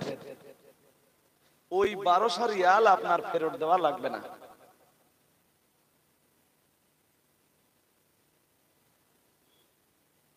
শুনতেছেন? ওই 1200 রিয়াল আপনাকে ফেরত দেওয়া লাগবে না। হ্যাঁ, আপনার হারিয়ে গেছে তো আপনার ওখান তো আর টাকা দেওয়ার কেউ নেই, কেউ আছে কেউ দেবে? ওরে বাবা, আপনি আরাফাতের ময়দানে যখন যাবেন, আপনার গ্রামের তো বহু দূরে না, আপনার উত্তর 24 পরগনারও কারোর সাথে হয়তো দেখা হবে। কথা কি বুঝতেছেন? হয়তো কারোর সাথে দেখা হবে না, কেউ কেউ 3 দিন 4 দিন ভবঘুরের মতো শুধু ঘুরতেছে, তাও দেখলে বিশ্বাস করুন দুঃখ লাগে। খালি এইসব জিনিস হজ করতে গেছে, না জানে বাংলা, না জানে ইংরেজি, না জানে আরবি, শুধু দিদিবারে গায়, এমনি কিচ্ছু জানে না, বলো গাইলটা জানে। কি বাঙালির পাল্লায় ভাই, বাঙালি নে মাথা খারাপ। 2013 সাল মাহদিন সাহেব আর আমি বসে ঘড়ি বিল্ডিং এর দিকে বসে আছি, এটা আমাদের এলাকার কেউ মারা গেছে, আমারও পরিচিত মাহদিন সাহেবেরও পরিচিত। তা মাহদিন সাহেব আর আমি বসে আছি, দোয়া হবে তার জন্য, তা সবাই এক জায়গায় হবে।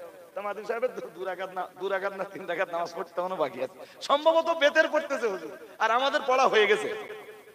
এখন এই সৌদিতে সামনে যে লোক যাবে সব এভেলেবেল, আপনি ঠেকাতে পারবেন না, ও ফতোয়া ওরা বুঝবে না। মাহদিন সাহেবের সামনে, তারা মাহদিন সাহেবের টিমে ছিল, বলো মাহদিন সাহেবের টিমে, আপনি ভাবতেছেন তা মাহদিন সাহেবের টিমে গেছে মানে একেবারে গন্ডমূর্খ। তাই এরকম মাহদিন সাহেবের সামনে যাতে না যেতে পারে এরকম করে হাত সেল করে দাঁড়িয়ে, আর 3-4টে ওই ইন্দোনেশিয়ান, ওরা তো ওই ঠেলে যাবে, এরা তো যেতে দেবে না, এরা যেতে দেবে না, আর ওরা বলে যাবো। কথা বুঝতে পারেননি? ওই 3-4 জনের ভিতরে একজন বইতেই নামাজ পড়তে দেখতে পাচ্ছ না, এই বাংলা ভাষা ও বুঝবে, বুঝবে? তা ও ঠেলি যাচ্ছে, তো এর ভাষা বুঝতে পারছে না, ও ঠেলি যাচ্ছে। আর একজন বইতে বাংলায় বলতে বুঝতে পারছো না, বাংলা কথা বলো না, সে মাহদিন সাহেবের নামাজ নষ্ট হয়ে যাবার পর। তা ভাই দাঁড়িয়ে দাঁড়িয়ে দাঁড়িয়ে দাঁড়িয়ে আমার এত হাসি পাচ্ছে তখন, খালি এইসব জিনিস সব হজ করতে গেছে। এসে ফিরে এসে বলতেছে ওখানে বাংলা বলতে কিচ্ছু নেই, বাংলা বলতে কিচ্ছু নেই। একজন এসে বলতেছে দুটো জিনিস বাংলায় হচ্ছে, দেখ আজান আর আলহামদুলিল্লাহ, সহ্য করা যাবে এসব? মানে জি, আল্লাহু আকবার। আল্লাহ আমার দেশে এই হুজ্জাজে কেরামকে বুঝবার মতো ক্ষমতা দান করুন, সকলে বলুন আমিন। আরে কিছু শিখে টিকে যা। এমন এমন হজের পিরিয়ডের এমন এমন গল্প আছে না, সেসব গল্প বললি হাসি পাবে। আর এই মজলিস তো হাসানোর মজলিস না। আমি নিজে হেসে ঠিক লেগে গেছি। আরে করে কি, আপনি অবাক হয়ে যাবেন। জিনিস সব হজে গেছে। আল্লাহ হুজ্জাজে কেরামকে বুঝবার মতো ক্ষমতা দান করুন, সকলে বলুন আমিন। একবার বলুন আমিন। কি বলছিলাম বলেন দিন? তো টাকা হারিয়ে গেলে 1200 রিয়াল পাবে। আমার কাছে ক্লেম করেছে 5-6 জন। নিয়ম হলো ওখানকার ইন্ডিয়ান যে হজ অফিস আছে, তাদের টাকা হারিয়ে যাবে, তাদের কাছে নিয়ে যেতে হবে, ওরা ইনকোয়ারি করবে। আমার বলেছে, আমি ভালোভাবে এদের সব নিয়ে গেছি। ভাই ওরা ভয় দেখিয়েছে, ভয় দেখিয়েছে মানে এরকম যে তোমার যদি সত্যি সত্যি হারিয়ে যায় কপাল ভালো, আর তোমার যদি সত্যি না হারিয়ে যায়, তুমি এই টাকা যদি নাও, কোনো কারণে যদি সৌদি সরকার বুঝতে পারে, তোমার বলো হাত কেটে নেবে।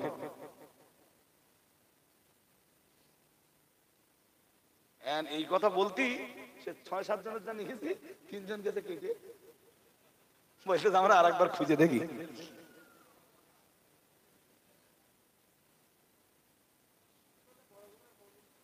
জি আচ্ছা, কি বুঝলেন বলেন দিন? ওর হজ মারি আসবে। মক্কা থেকে হজ করে মদিনায় গেছে, জি মদিনায় 8 দিন থাকবে, 40 ওয়াক্ত নামাজ পড়বে, রাসূলের কবর জিয়ারত করবে, এবার দেশে ফিরে আসবে। হজের কাজ সব মক্কায়ের আগে হয়ে গেছে। জি ও শুনেছে যার গা টাকা হারিয়ে যায় 1200 রিয়াল করে দেয়। তো 1200 রিয়াল মানে কত টাকা জানেন? 100 রিয়াল মানে 2000। তাহলে কয় হাজার হলো? 24,000 না? কথা বলে না। 24,000 টাকা হবে। 1200 রিয়ালে কয় হাজার? 24,000 টাকা হবে। শুনেছে? জি তোর নাম লিখে দিলে আমার সব টাকা হারিয়ে যাবে। হজ মারি আসবে। ঘুরিয়ে বলেন দিন আমার এবার। ওরাই তো ওই তো সেই হাজিরা যারা শয়তানের কাকর মেরেছে। আজকে শয়তান ওরগা কাকর মেরতেছ কিনা?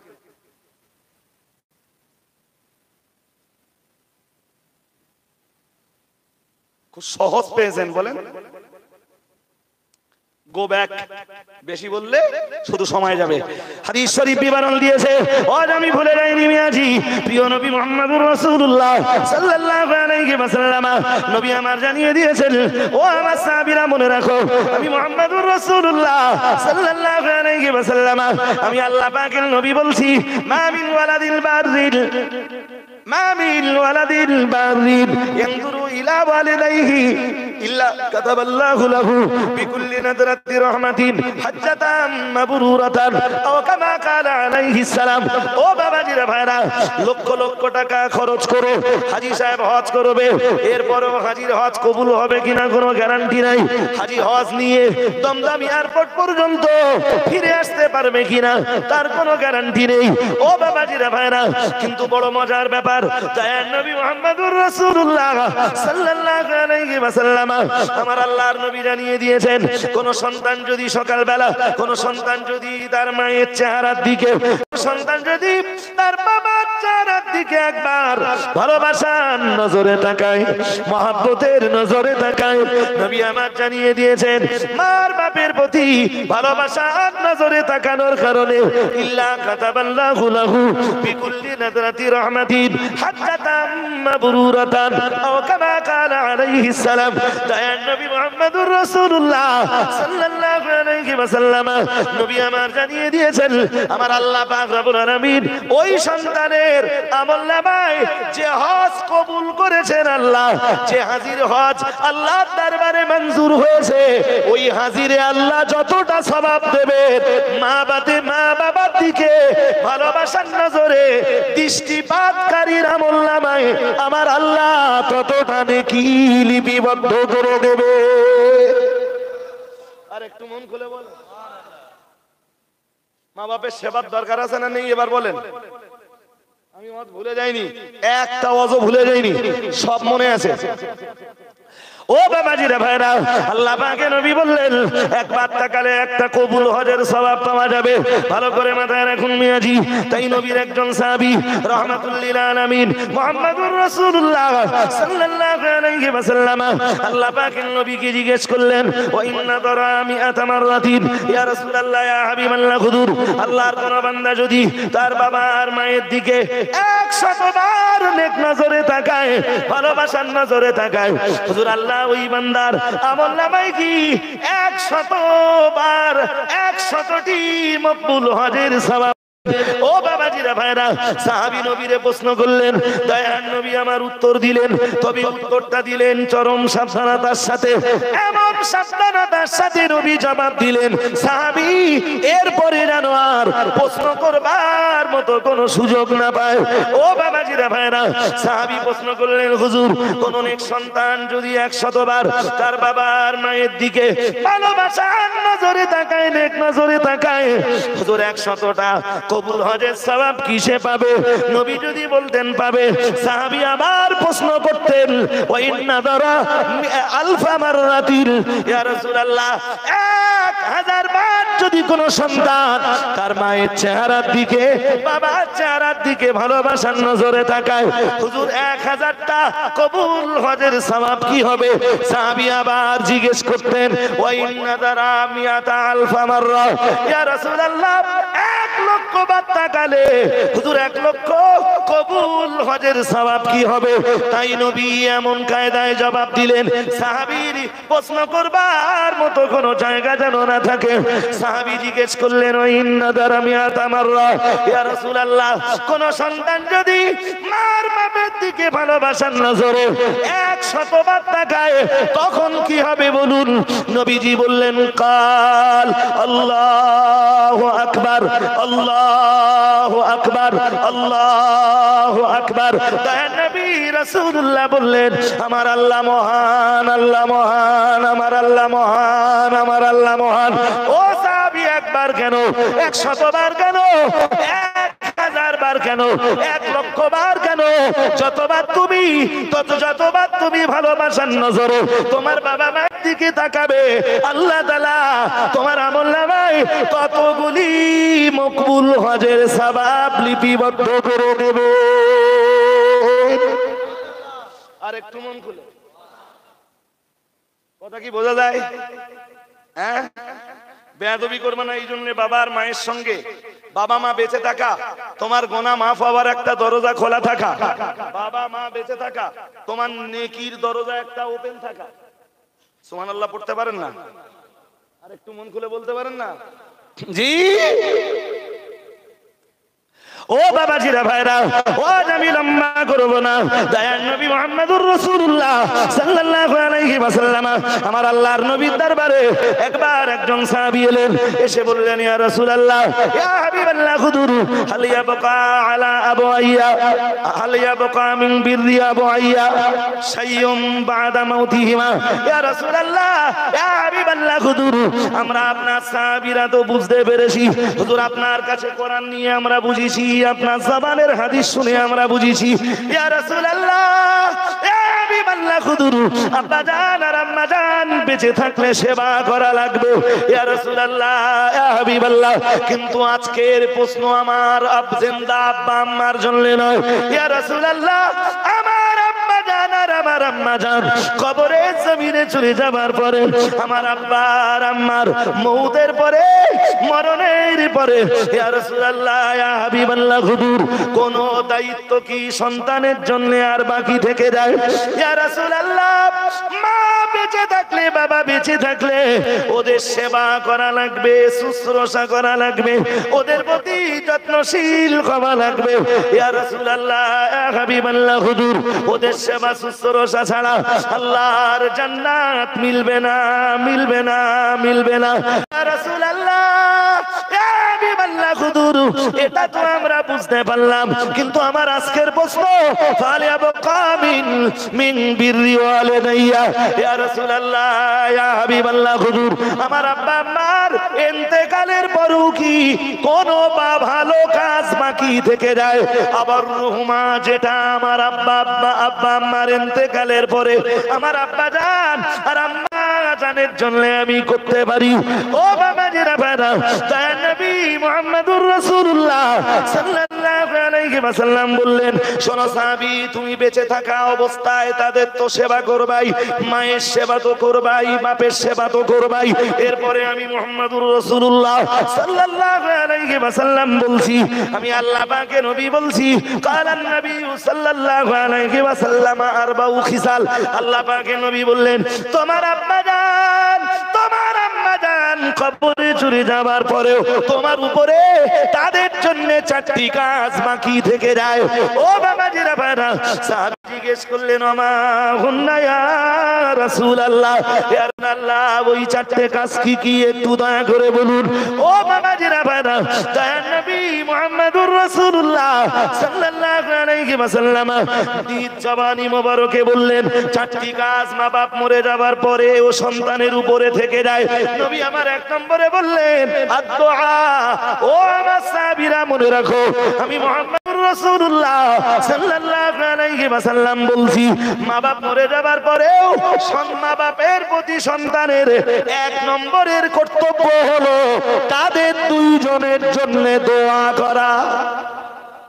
আর একটু মন খুলে বলুন, কি দোয়া করা? আমার কথা বোঝো না নাকি? বোঝেন? জি, কোরআনের 15 পারা সূরা বানী ইসরাঈলে মা বাপ মরে যাবার পরে কি দোয়া করবা ওটা আল্লাহ শিখিয়ে দিয়েছেন।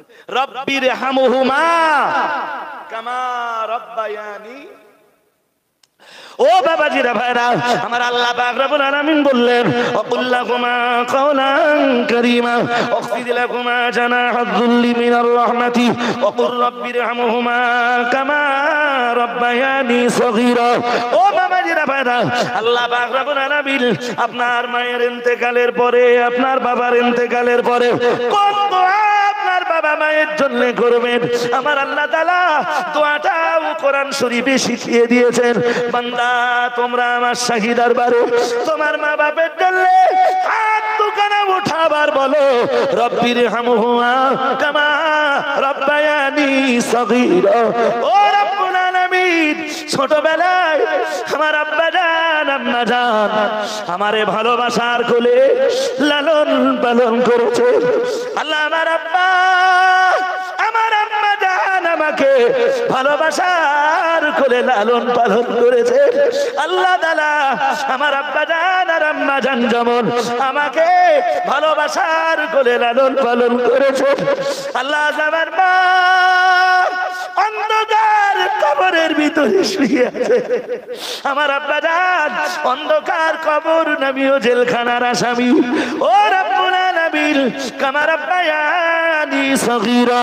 আল্লাহ তাআলা আমার আব্বা আম্মা যেমন ছোটবেলায় আমারে ভালোবাসার কোলে লালন পালন করেছে, আল্লাহ তাআলা তোমার শাহী দরবারে বিরতি, তুমি তোমার রহমতের কোলে আমার আব্বা জান আর আম্মা জানকে তেমন লালন পালন করো। আর একটু মন খুলে বলুন, আর একটু মন খুলে বলুন, মরা লোকের জন্য যদি দোয়া না করা যায়, কোরআন শরীফ থেকে সব দোয়া বাদ দাও। কি ভাই, কথা বুঝতেছেন না না বুঝতেছেন? বুঝতেছেন? মরা লোকের জন্য যদি দোয়া না করা যায়, কোরআন শরীফে 15 পারা সূরা বানী ইসরাঈলে আল্লাহ তাআলা মা বাপের জন্য এই যে দোয়াটা শিখিয়েছেন, ওই দোয়াটা বাদ দিয়ে দাও।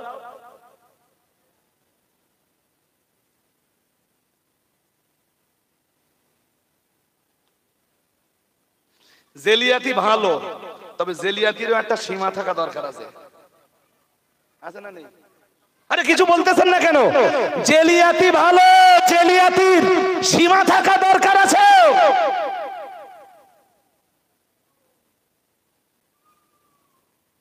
সাহাবী জিগাইলেন রাসূলুল্লাহকে, জিজ্ঞেস করলেন, হে আল্লাহর রাসূল, মা বাপ মরে যাবার পরে সন্তানের উপরে আর কি কোনো দায়িত্ব থেকে যায়? নবীজি বললেন, কাল আরবাউ খিসাল। নবীজি বললেন, চারটে দায়িত্ব। কয়টা? জোর করে বলতে পারতেছেন না কয়টা? চারটে দায়িত্ব। নবীজি এক নম্বরে বললেন, আর-দুআ। কি করতে হবে মা বাপের জন্য বলুন? কোন দোয়া করবেন ওটাও কোরআন বলে দিয়েছে না? হ্যাঁ না বলে না? বলে দিয়েছে না? নবী দু নম্বরে বললেন ওয়াল ইস্তিগফারু লাহুমা। নবী দু নম্বরে বললেন বাবার মায়ের জন্য আল্লাহর কাছে ক্ষমার আবেদন করা। কিসের আবেদন? কিসের আবেদন? হ্যাঁ, প্রথমটা কি আছে? দোয়া। দ্বিতীয়টা কি আছে? ক্ষমা চাওয়া। কি আছে? কে বলতেছেন? রাসূলুল্লাহ। সুবহানাল্লাহ বলতে পারো না? আর একটু মন খুলে বলুন, এসব কথা সব কে বলতেছেন? রাসূলুল্লাহ। হাজিরিনে মাজলিস, ও আমি লম্বা করব না, বলতে বলতে প্রায় 2 ঘন্টা বলে ফেলেছি। ও বাবাজিরা ভাইরা, এখন আমি শেষ লগ্নে চলে এসেছি। প্রিয় নবী মুহাম্মদুর রাসূলুল্লাহ সাল্লাল্লাহু আলাইহি ওয়াসাল্লাম এক নম্বরে বললেন দোয়া, 2 নম্বরে বললেন ইস্তেগফার কামনা করা। 1 নম্বরে বললেন তুমি তোমার মা বাবা মারা যাবার পরে তোমার বাবা আর মায়ের জন্য তুমি দোয়া করো। 2 নম্বরে বললেন তোমার বাবা মা মারা যাবার পরে, তারা কবরে চলে যাবার পর, আমি মুহাম্মদুর রাসূলুল্লাহ সাল্লাল্লাহু আলাইহি ওয়াসাল্লাম আল্লাহ পাকের নবী বলছি, তোমার মা বাপের জন্য আল্লাহর কাছে ইস্তেগফার কামনা করো। মা বাপের জন্য আল্লাহকে ডাক দিয়ে বলো, ও রব্বুল আলামিন, আমার আব্বা জানকে তুমি ক্ষমা করে দাও। আল্লাহ, আমার আম্মা জানকে তুমি ক্ষমা করে দাও। এইভাবে তোমার আব্বা জান আর আম্মা জানের জন্য আল্লাহর কাছে ক্ষমা চাইতে থাকো। ও বাবাজিরা ভাইরা, মরা মানুষের জন্য দোয়া চাইলে যদি কবুল না হতো, জিন্দা মানুষের দোয়ায় যদি মরা মানুষের লাভ না হতো, তো রাসূলুল্লাহ কেন এই কাজটা করতে বলেছেন? ও ভাইরা আমার, আল্লাহ পাকের নবী যখন করতে বলেছেন, রাসূল যখন করতে বলেছেন, নিশ্চয়ই নিশ্চয়ই সমাজের কেউ বলবে না রাসূলুল্লাহ বোকা ছিলেন। কে বলবে? বলতেছেন না কেন? তাহলে রাসূলুল্লাহ যদি বোকা না হন, আর এটাই তো বাস্তব, রাসূলুল্লাহ বোকা নন। ও বাবাজিরা ভাইরা, তাহলে ঘুরিয়ে আমায় বলতে হয়, আজকে সমাজের যে মানুষটা মনে করে মরা যে মানুষগুলো মনে করে, যে সব মানুষের দল মনে করে মরা মানুষের জন্য দোয়া করে সবরেসানি করো, ইস্তেগফার কামনা করো, ক্ষমার আবেদন করে লাভ নেই, নিশ্চয়ই বোকা তারা। কথা মাথায় যাচ্ছে নাকি? দুটোর একটা ঠিক হবে তো? করতে বলতেছেন রাসূলুল্লাহ দোয়া করো, জি, আপনারা বলতেছেন রাসূলুল্লাহ বোকা না, তাহলে যেটা মানা করতেছে ওইটা বোকা? কোন উম্মত যদি নবীর চেয়ে বেশি বুঝদার হয়, ওটা কি?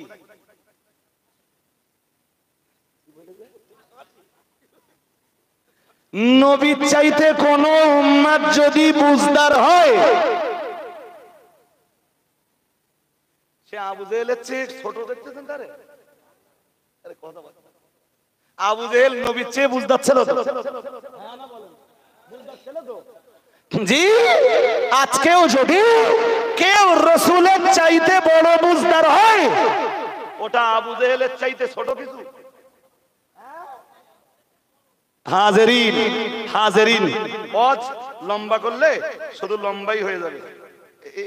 এই বুড়োটা চেনেন? না, আজকের ওটা বক্তব্যের বিষয়বস্তু না গো বাবা, আজকে জানোয়ার নিয়ে আলোচনা করব না।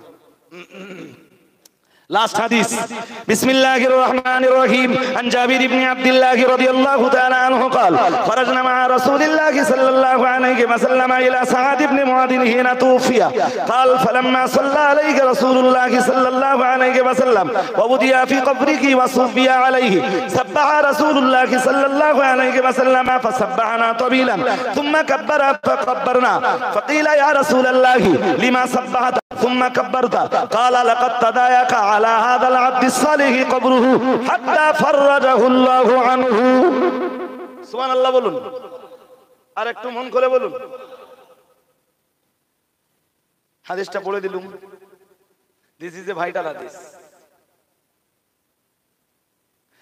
রাসূলের একজন প্রিয় সাহাবী হযরত সাদ ইবনে মুআজ মারা গেছেন খুব ছোট করে বলছি রাসূলের একজন প্রিয় সাহাবী সাদ ইবনে মুআজ মারা গেছেন রাসূলুল্লাহ তার জানাজা নামাজ পড়তে বেরিয়েছেন হযরত জাবির ইবনে আব্দুল্লাহ থেকে হাদিসটি বর্ণিত তো রাসূল যখন বেরিয়েছেন জি রাসূল যখন বেরিয়েছেন তো হযরত জাবির ইবনে আব্দুল্লাহ বেরিয়েছেন সাহাবীরাও বেরিয়েছেন রাসূল জানাজা পড়তে গেলে সাহাবীরা যাবেন না আরে বাবা কথা মনে আছে একটু আগে বলছিলাম মুসলমানের উপরে মুসলমানের হক কয়টা বলুন বলুন কয়টা ওটা তো মনে নেই আপনাদের সিত্তু খিসাল তার ভিতরের একটা হক হলো যখন মারা যায় তো তার জানাজায় যায় তো এই ব্যাপারে রাসূলের এই সুন্নাত পালনের ব্যাপারে সাহাবীরা তো আমাদের চাইতে বেশি এগিয়ে ছিলেন তো সাদ ইবনে মুআজের জানাজা পড়াতে যাচ্ছেন রাসূলুল্লাহ তো সাহাবীরাও বেরিয়ে বার হলেন জি তা রাসূল থাকতে অন্য কেউ ইমাম হবে রাসূল নিজে ইমাম হলেন জি তো তার জানাজা নামাজ হলো সাহাবারা কাতার দিয়ে ইক্তাদাইতু বিহাদাল ইমাম বলে সাদ ইবনে মুআজের জানাজা পড়লেন লাশ কবরে নিয়ে যাওয়া হলো তার কবরে তাকে নামিয়ে দেওয়া হলো নামিয়ে দিয়ে এবারে তার কবরের উপরে যখন মাটি চাপানো হচ্ছিল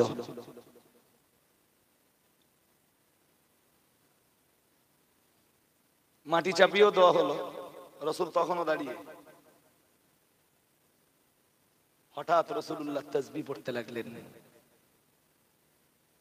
কি পড়তে লাগলেন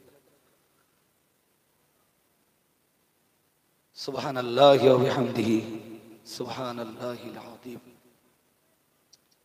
হাদিস শরীফের বর্ণনাকারী হযরত জাবির ইবনে আব্দুল্লাহ থেকে বর্ণিত তিনি বলেন হঠাৎ রাসূলুল্লাহকে দেখলাম সাব্বাহা রাসূলুল্লাহ সাল্লাল্লাহু আলাইহি ওয়াসাল্লাম ফাসাব্বাহনা আল্লাহ পাকের নবী তাসবিহ পড়ছিলেন রাসূলের সুরে সুর মিলিয়ে আমরাও তাসবিহ পড়া শুরু করলাম সুবহানাল্লাহ আপনারাও পড়ুন সুবহানাল্লাহ নবীও পড়তেছেন সাহাবারাও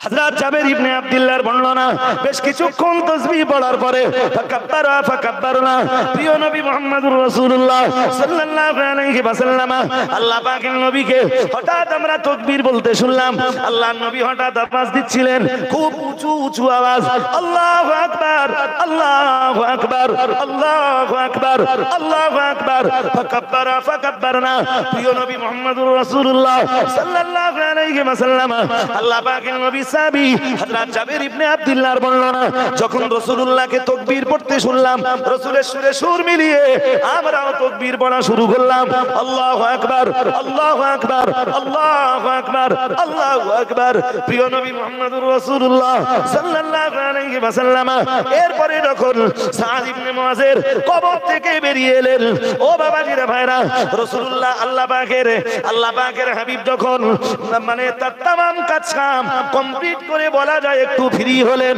হযরত জাবির ইবনে আব্দুল্লাহ রাসূলুল্লাহকে প্রশ্ন করলেন ইয়া রাসূলুল্লাহ ইয়া ইমাল্লাহ হুজুর বেয়াদবি লেমিল্লাহ আজব কি বহু মানুষের কবরের ধারে আপনার সঙ্গে গেলাম বহু মানুষকে আপনি কবরস্থ করেছেন ইয়া রাসূলুল্লাহ ইয়া হাবিবাল্লাহ হুজুর কিন্তু দাফন করার পরে কবরের ধারে দাঁড়িয়ে আজ আপনি যেগুলো তেলাওয়াত করেছেন আজ আপনি যেগুলো বলেছেন ইয়া রাসূলুল্লাহ ইয়া হাবিবাল্লাহ হুজুর ইতিপূর্বে আপনি কোন কবরের ধারে দাঁড়িয়ে এমনটা করেননি গো কারোর কবরের ধারে দাঁড়িয়ে আপনি কোনদিন তাসবিহ পড়েননি কারোর কবরের ধারে দাঁড়িয়ে আপনি উঁচু আওয়াজে এইভাবে তাকবীর বলেননি ইয়া রাসূলুল্লাহ ইয়া হাবিবাল্লাহ হুজুর কি হলো হঠাৎ লিমা সাব্বাহাতা ইয়া রাসূলুল্লাহ সুম্মা কাব্বারতা ইয়া রাসূলুল্লাহ ইয়া হাবিবাল্লাহ হুজুর আপনার সাহাবী সাদ ইবনে মুআযের জানাজা নামাজ আদায় করলেন হুজুর আমরাও জানাজা পড়লাম এরপরে তার লাশটাকে কবরে নিয়ে যাওয়া হলো কবরের ভিতরে নামিয়ে দেওয়া হলো তার কবরের ভিতরে মাটি দেওয়া হলো ইয়া রাসূলুল্লাহ ইয়া হাবিবাল্লাহ হুজুর বেয়াদবি নেবেন না কিছুক্ষণের ভিতরেই আমরা শুনতে পেলাম আপনি তাসবিহ পড়ছিলেন ইয়া রাসূলুল্লাহ ইয়া হাবিবাল্লাহ হুজুর আমরা আপনার সুরে সুর মিলালাম এরপরে আপনি আবার তাকবীর বলছিলেন হুজুর আমরা আপনার সুরে সুর মিলালাম সাব্বাহতা ইয়া রাসূলুল্লাহ তুম্মা কাব্বারতা হুজুর আপনি আজকে কেন তাসবিহ পড়লেন কেনই বা আপনি তাকবীর পড়লেন কেনই বা সাদ ইবনে মুআযের কবরের দাঁড়িয়ে দাঁড়িয়ে উঁচু উঁচু আওয়াজে পড়ছিলেন সুবহানাল্লাহি ওয়া বিহামদিহি সুবহানাল্লাহিল আযীম ইয়া রাসূলুল্লাহ এরপরে আর আপনি পড়ছিলেন আল্লাহু আকবার আল্লাহু আকবার আল্লাহু আকবার হুজুর কেন তাসবিহ পড়ছিলেন কেন তাকবীর পড়ছিলেন একটু বলুন ও আমাদের বাবা রাহমাতুল লিল আলামিন আকায়ে নামদার তাজদারে মদিনা বিশ্বনবী মুহাম্মদুর রাসূলুল্লাহ সাল্লাল্লাহু আলাইহি ওয়াসাল্লাম সাদ আল্লাহ পাকের নবী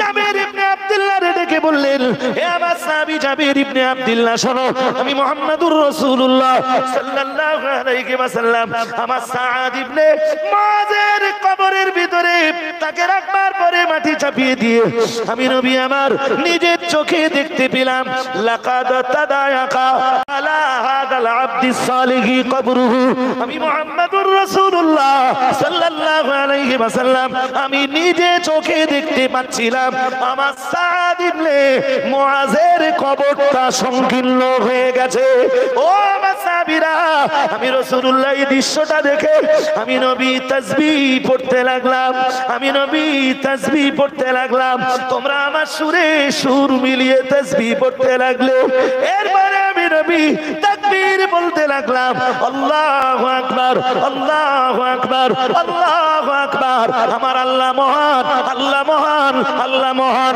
তোমরা আমার সুরে তাকবীর বলতে লাগলে আল্লাহ তাআলা আমাদের তাসবিহ আর তাকবীরের আওয়াজের বিনিময়ে তুম্মা ফাররাজাহুল্লাহু আনহু আমার সাদ ইবনে মুআযের কবরটাকে প্রশস্ত করে দিয়েছে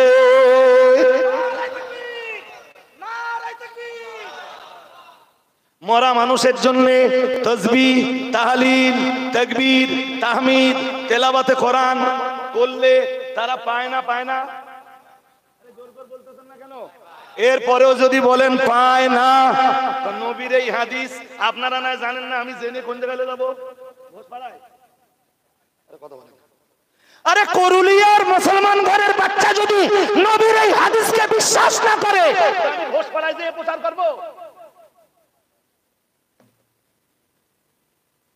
জি কোরআন শরীফের এতগুলো দলিল হাদিস শরীফের এতগুলো দলিল কেউ যদি অবিশ্বাস করে এরপরেও বলে যে জিন্দা মানুষদের দোয়ায় জিন্দা মানুষদের তেলাওয়াতে জিন্দা মানুষদের তাকবীরে জিন্দা মানুষদের তাসবিহে জিন্দা মানুষদের তাহলিলে জিন্দা মানুষদের তাহমিদে জিন্দা মানুষের পঠিত কলেমা মরা মানুষরা পায় না তাদের কোনো উপকার হয় না জি কোরআন আর হাদিসের এতগুলো তথ্য যদি কেউ অস্বীকার করে সেটার ঈমান থাকবে না যাবে তুই মুসলমান পাড়া ছেড়ে দে কামরা পাড়ায় দে মাস্টার ভুলে গেছে নাকি হ্যাঁ